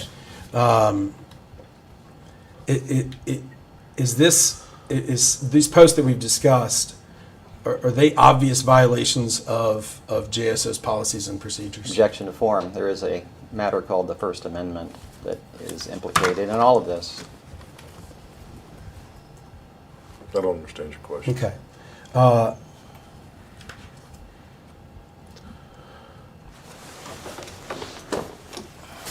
If some of the things we discussed were actually practiced, would that put the public at risk? Objection to form.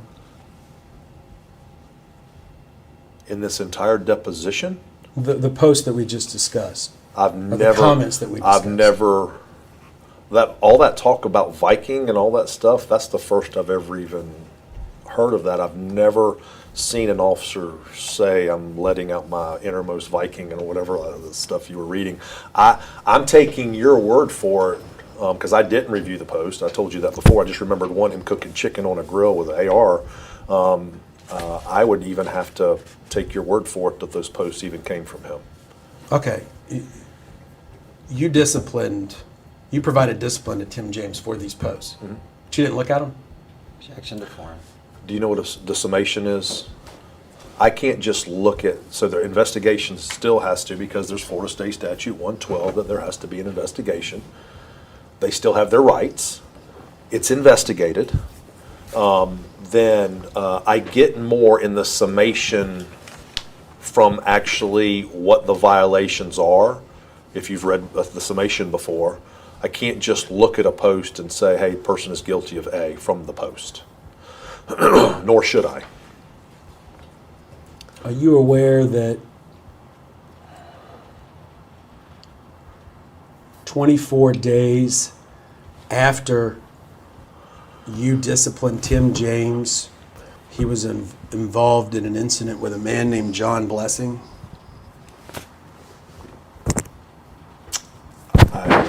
I don't know about the 24 days. I don't recognize the name. So, are you aware that Tim James was involved in an incident at a Pearl Jam concert? Objection to form. From memory right now, I'm not remembering all this. I don't want to say no, but I don't recall because we're talking a couple years ago. Are you aware that approximately 1 month and 1 week after you strike that.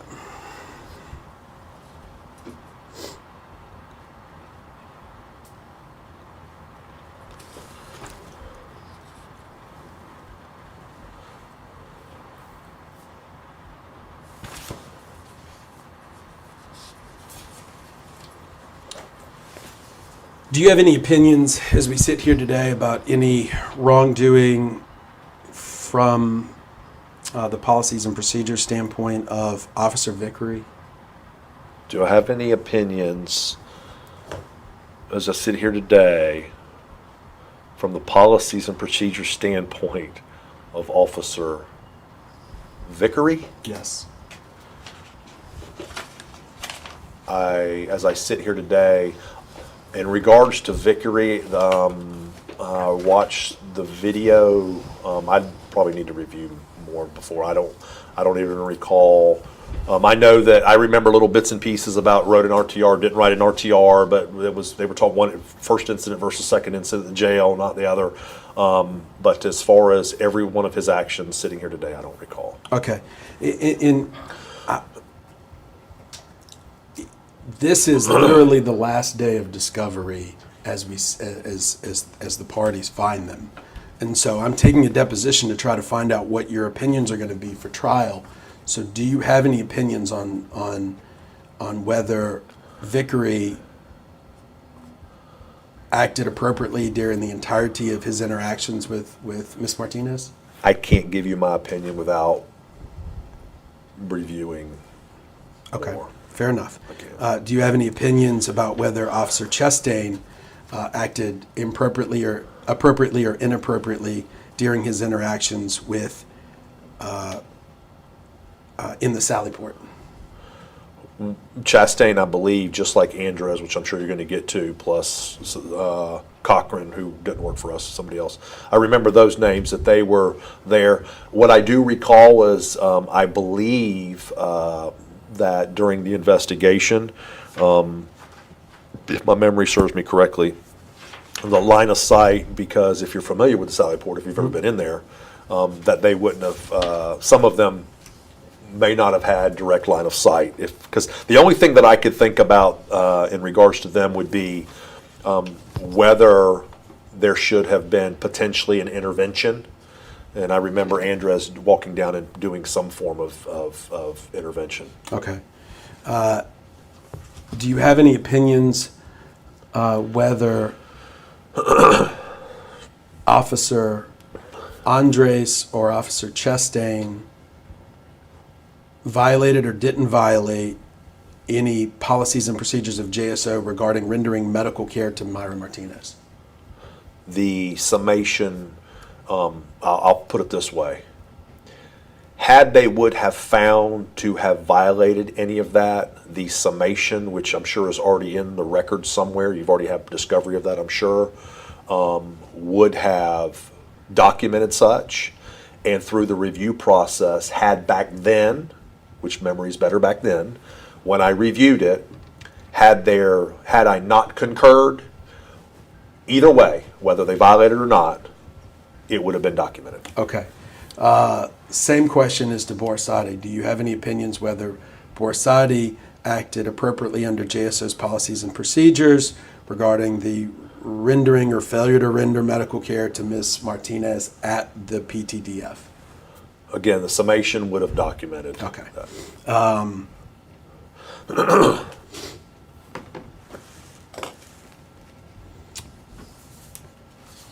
What is excited delirium? Want me to try to give you the best? Just as you understand it. It's individuals under the influence of potentially chemical substance, drugs, that causes some physical and potential psychological actions, so to speak, that cause rapid heartbeat, things of that nature. Okay. What is JSO's policy and procedure regarding what should they do? Strike that. What should a JSO officer do at this time, around this time, if they think they've experienced someone with excited delirium? If they believe so, I'd have to look at the policy. Okay. I'd have to look at the policy. But one of those, I'm sure, is in reference to getting the medical attention. Okay. But again, the key part is recognizing. Okay. But if an officer... You can't just...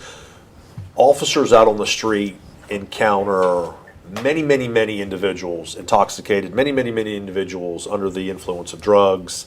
Excited delirium, all three ain't the same. Right. And some people just maybe with mental issues. So upon recognizing that it's excited delirium, which is a subcategory of all that, I'm sure a rendering of medical attention would be one of them. Okay. And most, is this a fair statement that most JSO officers are not trained medical doctors? Yeah. I would think not. Yes.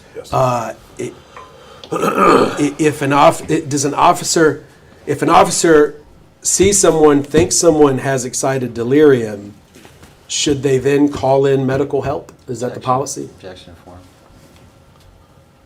I don't know what the exact wording in the policy is, but you got to remember excited delirium may not exhibit a medical distress. It may not be apparent. Right. But once you do, if you were to recognize it and any true medical distress, then I would believe one of the things would be make sure they get medical attention. Okay. Or at least call for medical attention.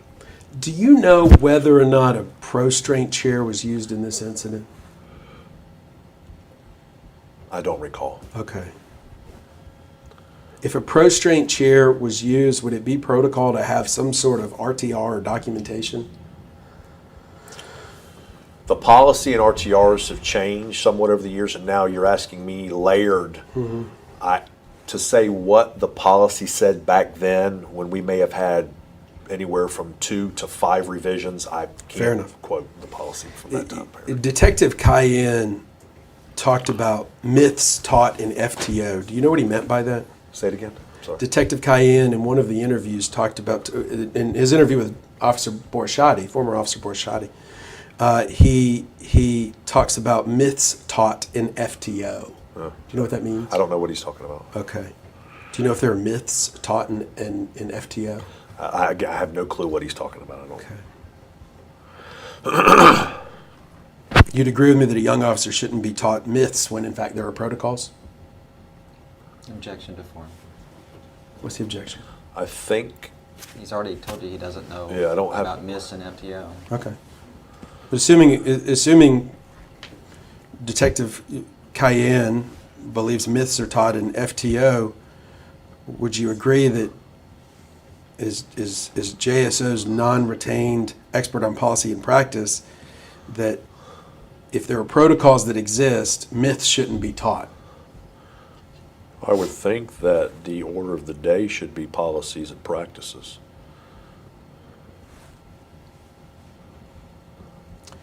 Have you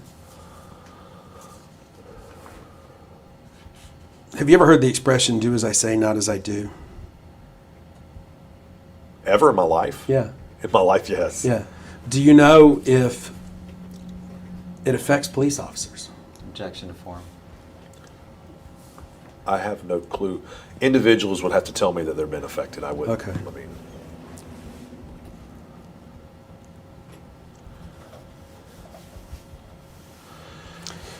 would you agree with me that abusive conduct on civilians is inappropriate from the policing standpoint? I'm sorry, did you say inappropriate? Inappropriate. would I agree with you that abusing civilians is inappropriate in policing? I mean, in your interactions with police, yes. Okay. What does JSO do to prevent abusive officer encounters with the public? Multifaceted. In the very beginning, again, I went through the BLE, remember your basic law enforcement training. Nowhere in that training have I ever seen, heard, experienced behavior of abuse, condoned, trained, inferenced, whatever. Then when you go back through an orientation class, never have I seen it, heard it. Then you tell them how to do it right, not how to do it wrong. That's in their training. Not only through their initial training, but then through their in-service training, their retraining. Then through the supervisory roles, you have overviews of the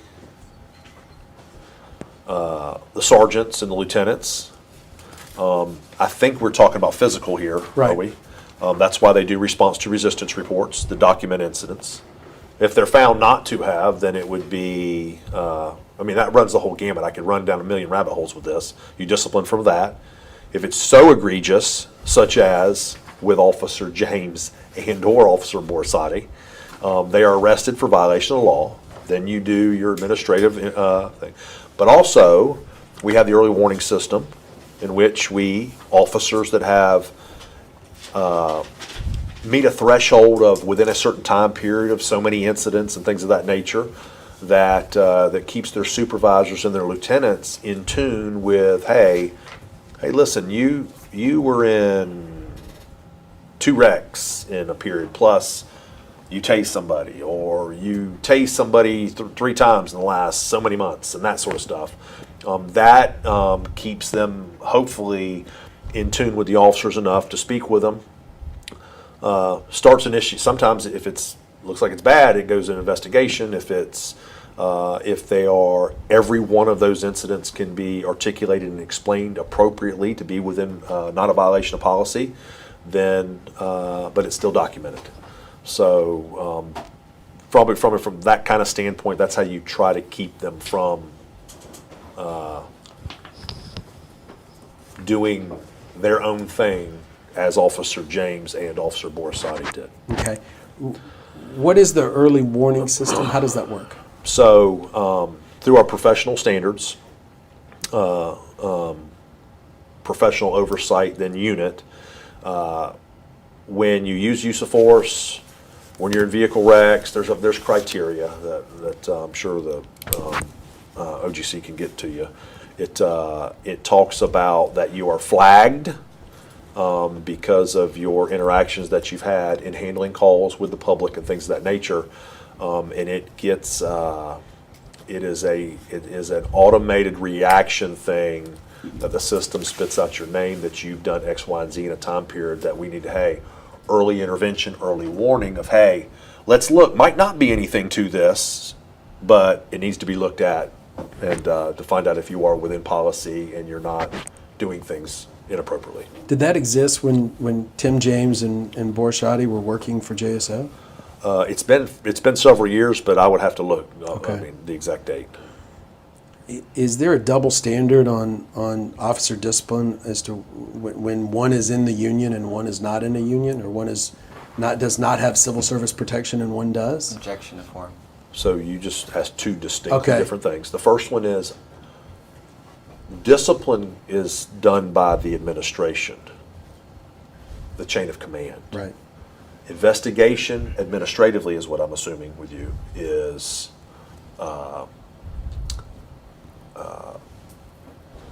Internal Affairs does the investigation, so it's separate. Right. Those two entities are kept separate. I could tell you, but you said the word discipline, so I'm assuming. I have no clue who is an FOP member or a, what's the other one? Very few guys are a member of. There's another one. Okay. But we have no clue who's an FOP member Okay. or not. Because there's a separation there that even the staff, like when they have their monthly meetings, staff members aren't allowed to attend the meetings. So there's a separation. So no, you wouldn't even know who's a member or not. The only way you potentially could is if they show up for an interview, not me, but again, the separate entity that does the investigation, if they show up with representation. Okay, and I think that's just my maybe misunderstanding, because I walked in here to some extent thinking civil service protection equals FOP membership, and they do not. Remember, civil service is through civil service, the city. Right. FOP just maybe represents their client going through the steps Gotcha. of a process. Got you. Yeah. And I know you and I both are probably, and everybody here are probably tired of me saying his name, but I'm just trying to understand the distinction because, according to our records, August 14, Tim James was in a traffic crash which was sustained. The next month, he allegedly hit a deer and wrecked his car. The next month, there was an encounter at the PTDF, similar to this one, with a lady named Amanda Jean Gates. The next month, he got a guy named Norman Allen Westbrook he used force on. The next month, he was cited for failure to conform to work standards, which was sustained and received counseling. The next month, he was warned to not go to the academy. The next month, he was seen going to the academy and dealing with Camacho. The next month, he was taken off duty in his marked patrol car. He was off duty in his marked patrol car and was seen at a red light running a red light camera, among other violations, and on and on. So can I help you? Bear with me. Let's get a question before you interject. On and on with failure to obey orders, lying to a superior officer about Camacho and where he was, and all these offensive posts, going up to and through this. There's the Nyman incident at University of Florida. There's hitting and killing a pedestrian, Blaine Land, and then it all culminates with punching a handcuffed teenager in the back of a police car. And I'm trying to understand how Officer James got so many chances despite clear action outside the course and scope of his employment, and Officer Borshati didn't. Objection to form. Why? Ask the question. Why? Why what? Why? You said I'm trying to understand it. Yeah, and can you help me understand that? Objection to form. You don't take this wrong, really Okay, don't. fair. You don't understand the process. From the perspective of, you said a traffic crash. So let's say the guy is involved in a traffic crash and he causes minor damage because we report every little bit of damage. Do you fire him for that? I'm not trying to ask you a question back, and you go, well, no, everybody, you guys drive. That's your office, moving office. So you say, okay, you don't fire him for that. And I don't know about half of this of what you're telling me. That's going back off of concise history is what you've Right. done. Then the very next thing you find out that the guy handled a call and he had a complaint of rudeness, and it says not sustained. And then you go, well, you're going to hold something where after the investigation, it is not sustained, and you go, okay, but it's documented because the retention records say you must keep all that stuff on there for employees. So when you get to start seeing the significant things that were the violation of policies that were sustained against that employee, you find that he was disciplined in line with our discipline policy. We have a discipline policy also, which categorizes the complaints, and they are given a step 1, 2, 3, 4 in reference to how you discipline somebody. So then when you get to something extremely significant, obviously a violation of law, he is dealt with identical to Borosati, and he is arrested.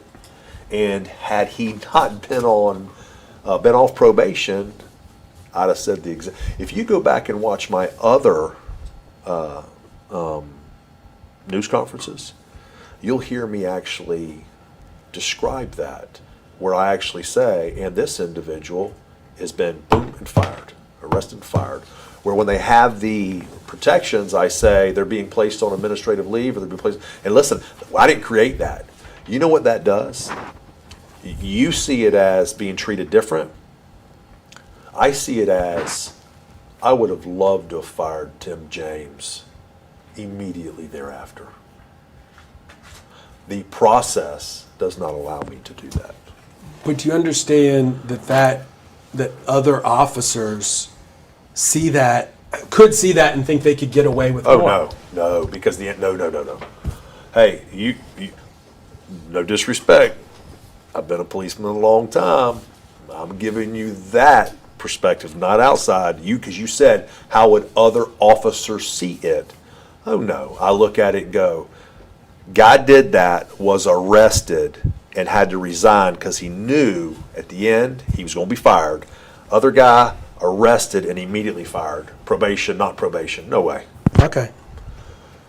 And I'm just drilling down on, an officer in August of 15 who lied directly to the face of his superior officer after doing something he was specifically told not to do, posts a bunch of photos saying he's going to go Viking and beat up people, and then exposes the city to 3 lawsuits for beating up people, and he's still not fired. Why not? I'd have to go back and recreate that. And again, we already discussed it. Okay. We're here for Borosati, and we're wanted to dig into every one of Tim James' cases. Okay.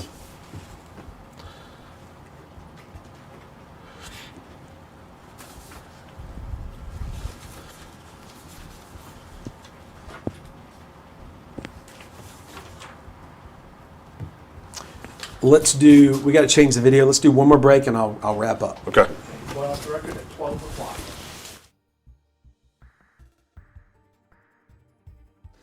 This is media number 2. We are on the record at 12:10.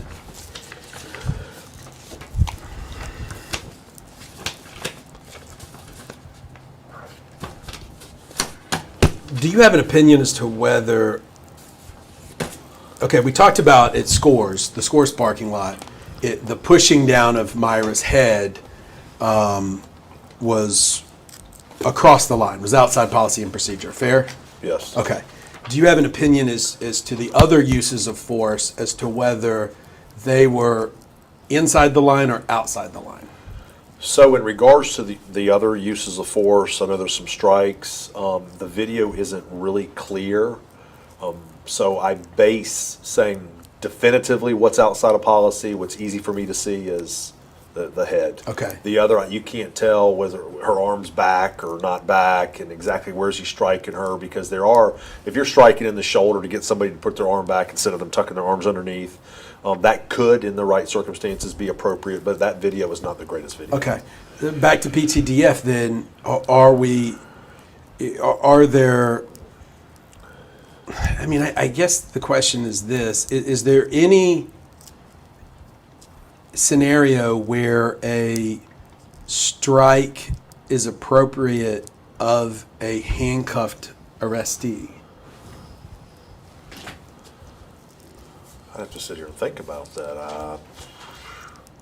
I believe that there are other techniques that could be, I can't think of any sitting here that you have a justified reason in striking somebody. I mean, there's other techniques you could use to gain, if they're out of control, to gain control.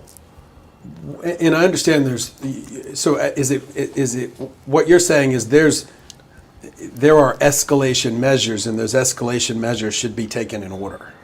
Well, and yes, but also handcuffing is a massive mitigator in there from the officer's perspective, because you're going to have to say, I'm not saying somebody can't attack you. I actually had a handcuffed woman, this is probably in the mid-90s, that she bit me when she was handcuffed.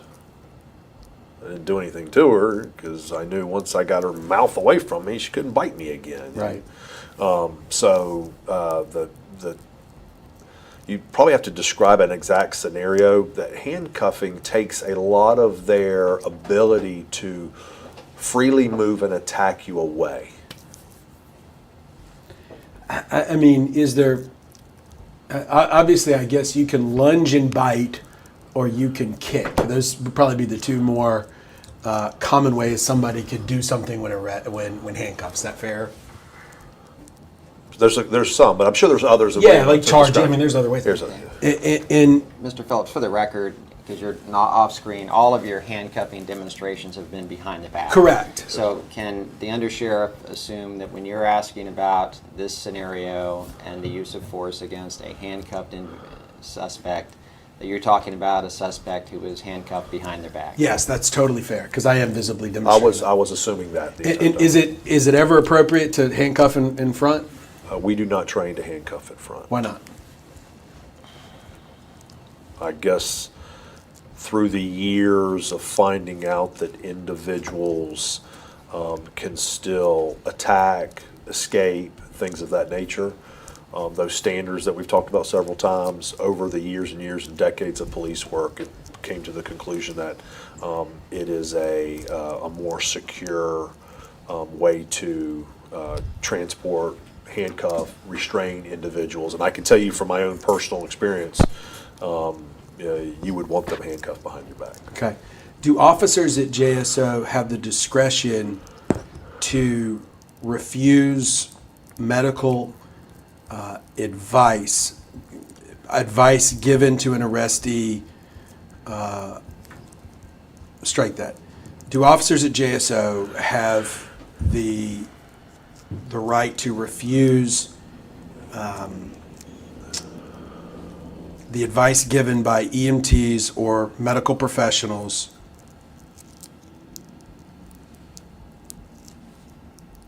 to an arrestee? Objection to form. In other words, let me give you the example.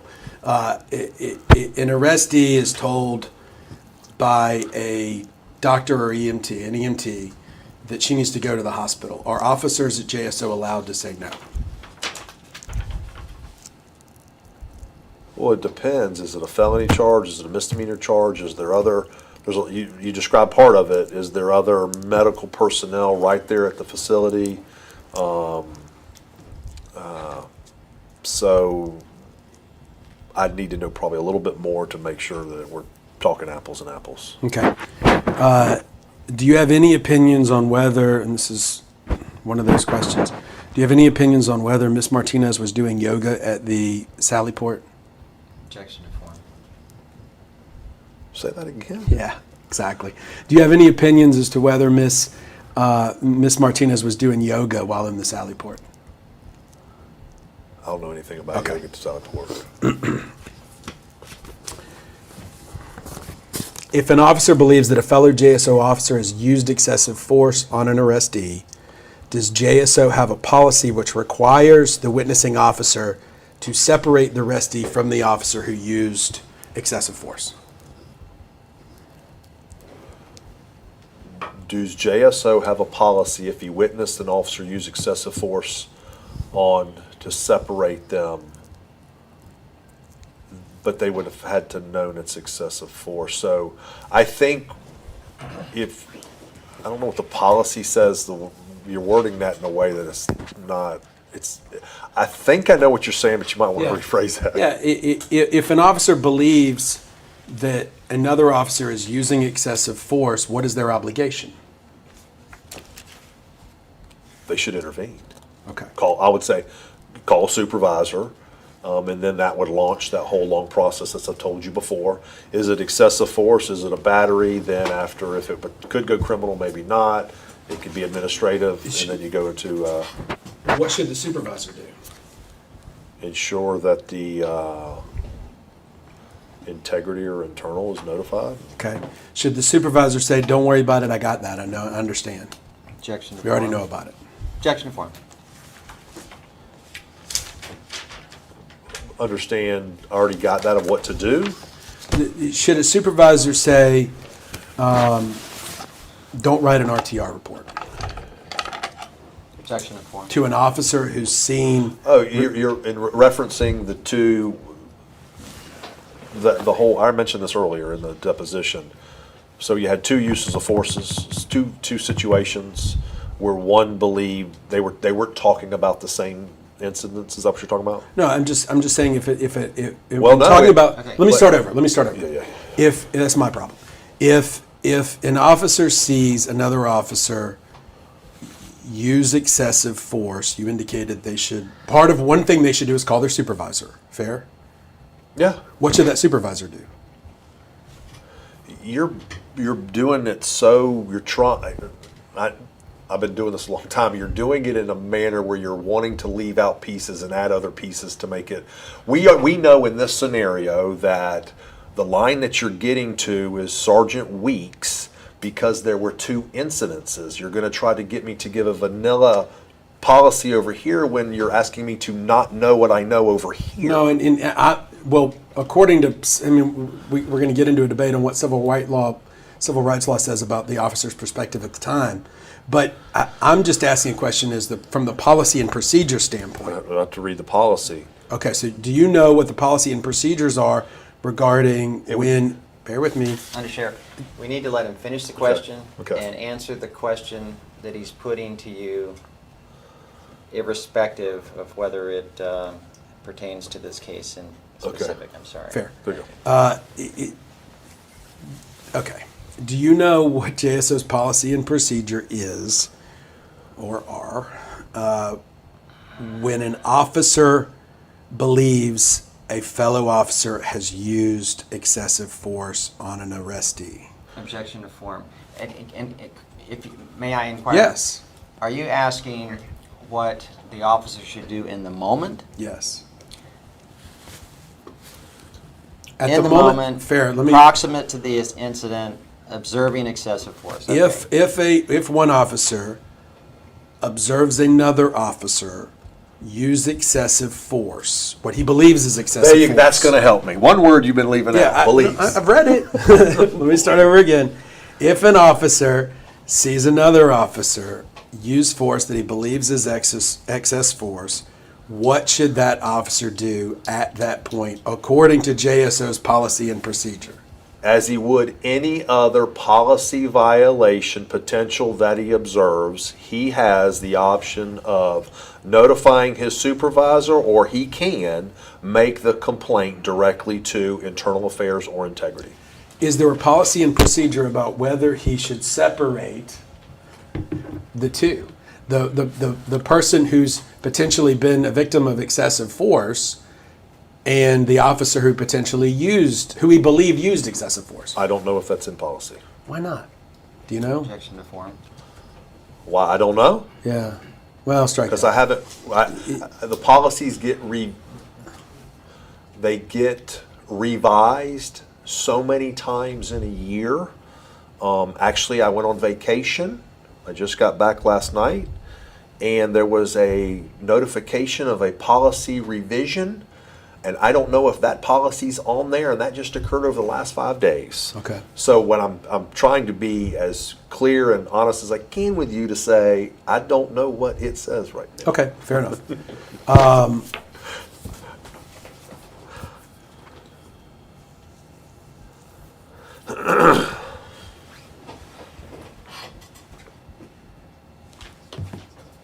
Yeah.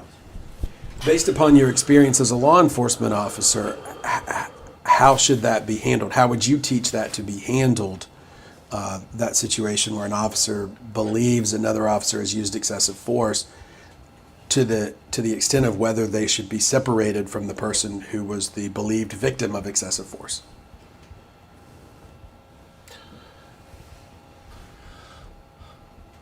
I would say probably separate, but I don't mean you go way over there and you go on, check back in service. Maybe stand 5 feet away. Maybe should they be allowed to? Should the potential victim of excessive force be released to the officer? So, these long questions. Should the officer who believes the other officer used excessive force release the person who was the victim of the believed excessive force to the officer that used the believed excessive force? Objection to form. Yeah, you do. Should Vickery, if he believed there was excessive force upon Myra Martinez, have released Martinez to Borisati's custody? Objection to form. Now you've gone case specific, Correct. not generalized. I don't know what Vickery knew. Sitting here today, I don't recall what Vickery knew at the time of the releasing back to whoever. Okay. Do you have Vickery's text? Are you aware of a text message that Vickery sent Borisati after this incident? No. Okay.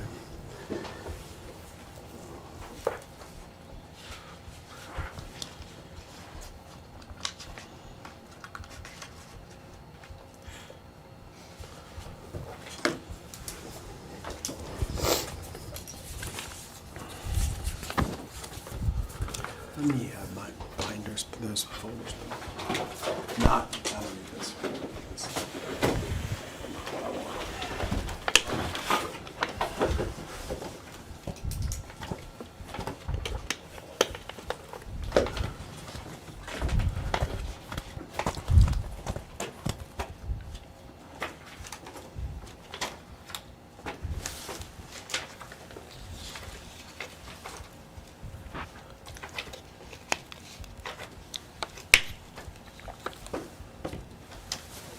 Do you know about, are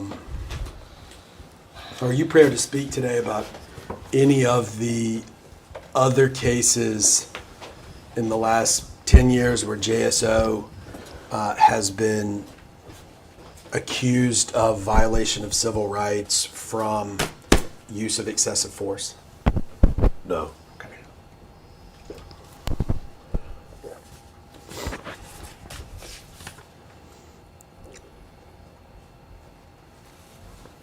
Are you writing something for me? Mm-hmm. Okay. What's JSO's policies and procedure when an inmate complains of handcuffs, and I am demonstrating kind of like Myra Martinez did? Do you recall that part of the video where Myra Martinez holds up her hands? No? Right now, sitting here, no. Okay. Well, what's JSO's policy? I imagine it happens a lot. Does it happen a lot? Objection to form. Does complaints about handcuffs being too tight happen a lot in your professional history? It does. What's JSO's policy and procedure related to that? That you have the option of checking them. Sometimes, predominantly, the handcuffs are shaped like an oval, like your wrist is. And what happens is individuals turn their hands. It's usually not the application of the handcuff. It is the individual trying to turn their wrist. And once they turn it in that, like that, that's where they feel the discomfort. Okay. Are you aware if Myra Martinez had a purse or a bag strapped with her with her handcuffs behind her back? I believe there was something. Is there a policy and procedure regarding whether that should happen, or when that should happen, or when that should not happen? Specifically spelling out their purses? No. Whatever item. I think you got to be more specific. Okay, fair. Is a purse a potential weapon? I don't think it's the purse. It would probably be the stuff, maybe something in the purse. Okay. Has the purse been searched? Yeah, I don't know the answer. Does JSO have a policy or protocol regarding whether a person should be handcuffed with their bag behind their back? I don't know that if it says that specifically. Okay. In your practice, is that best practices? Would you do that? Objection to form. You're asking my opinion? Yes. No. Was she? Yeah, I mean, you're describing it. Was she holding it? It looked like it was handcuffed behind her back. Looks like, but I mean, we need to know. Okay. I mean, because we're being very specific. Fair. Was she just holding it? That had he already conducted a search of it and there's no weapon in there? Was she just holding it? I mean, I want to fully understand. If Vickery believed that Borisati used excessive force, should Vickery have separated Borisati from Myra Martinez? Objection to form. Did he believe? Did he believe? If he believed. Let's just assume he believed. If he indeed believed that Borisati used excessive force on Myra Martinez in the Scores parking lot, should he have separated Borisati from Martinez? Objection to form. Did the excessive force stop? Is it? Oh, it's over. I mean, you're asking it. I'm not trying to be difficult with your question. Okay. You get a lot of claims of excessive force, and I don't. Part of that video, something about he was looking up and using his radio when the head strikes were happening, and in my, I can't. The video's not great. I can't even say what Vickery. But are you aware that Vickery called Weeks to report excessive force at Scores? I'm not aware of that. I was aware of something about the RTR report. Okay. Do one, don't do one. No, we already did it, but they were talking about two different incidents. Okay.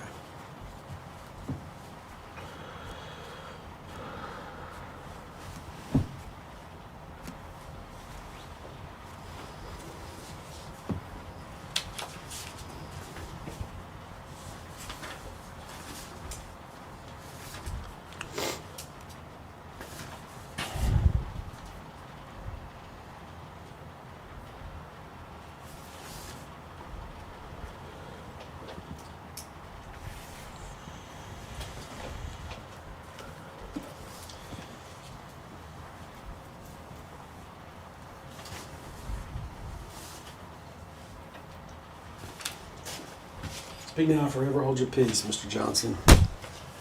Gotta let this officer go. Undersheriff, go.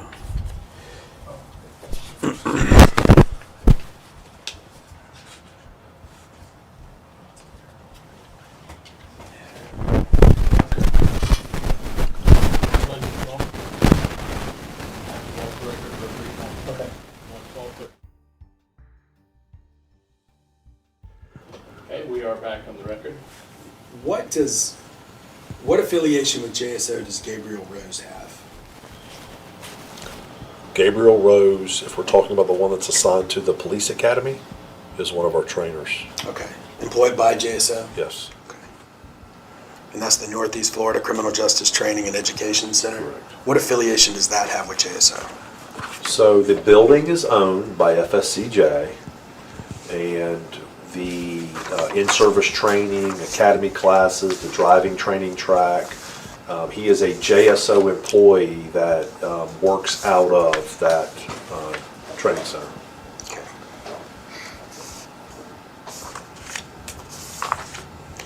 Are there any other opinions as we sit here today that you plan to testify at trial in this matter, about what you plan to testify at trial in this matter that you haven't expressed? That'll all be dictated by what I'm asked at trial. Okay. Do you have any other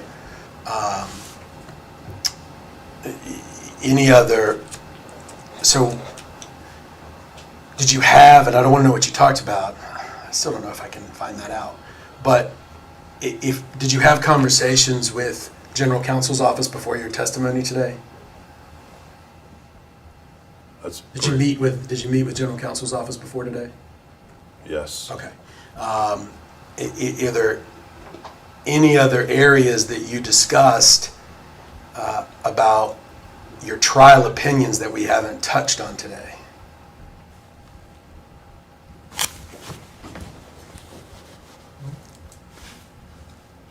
Well, I'm going to object to that because object to form and privilege.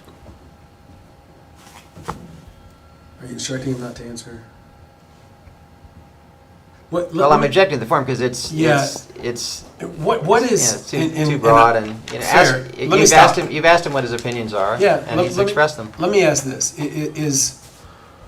is it your opinion, and I just don't know, that as a non-retained expert capacity, I can't ask him about conversations with your office?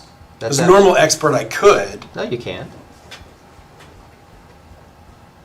You most certainly cannot. I can ask how an expert was prepared. It's a fine line, and it's a moot point for this discussion. Okay. For this deposition. Certainly. It's your opinion and contention that I can't ask him about communications with the General Counsel's office. You can ask him what facts or assumptions he was provided by our office in formulating any opinions. You can ask him what materials he was produced and reviewed. Fair. Are there any other facts and assumptions that you were provided upon which you plan to render opinions on at trial? I was provided... UnderSheriff, it's a yes or no. Yes. What? A lot of which that, well, If I think he's misunderstanding you. I think I am. Because it's a compound question, provided and linked to opinions that... Oh, no. Okay. No.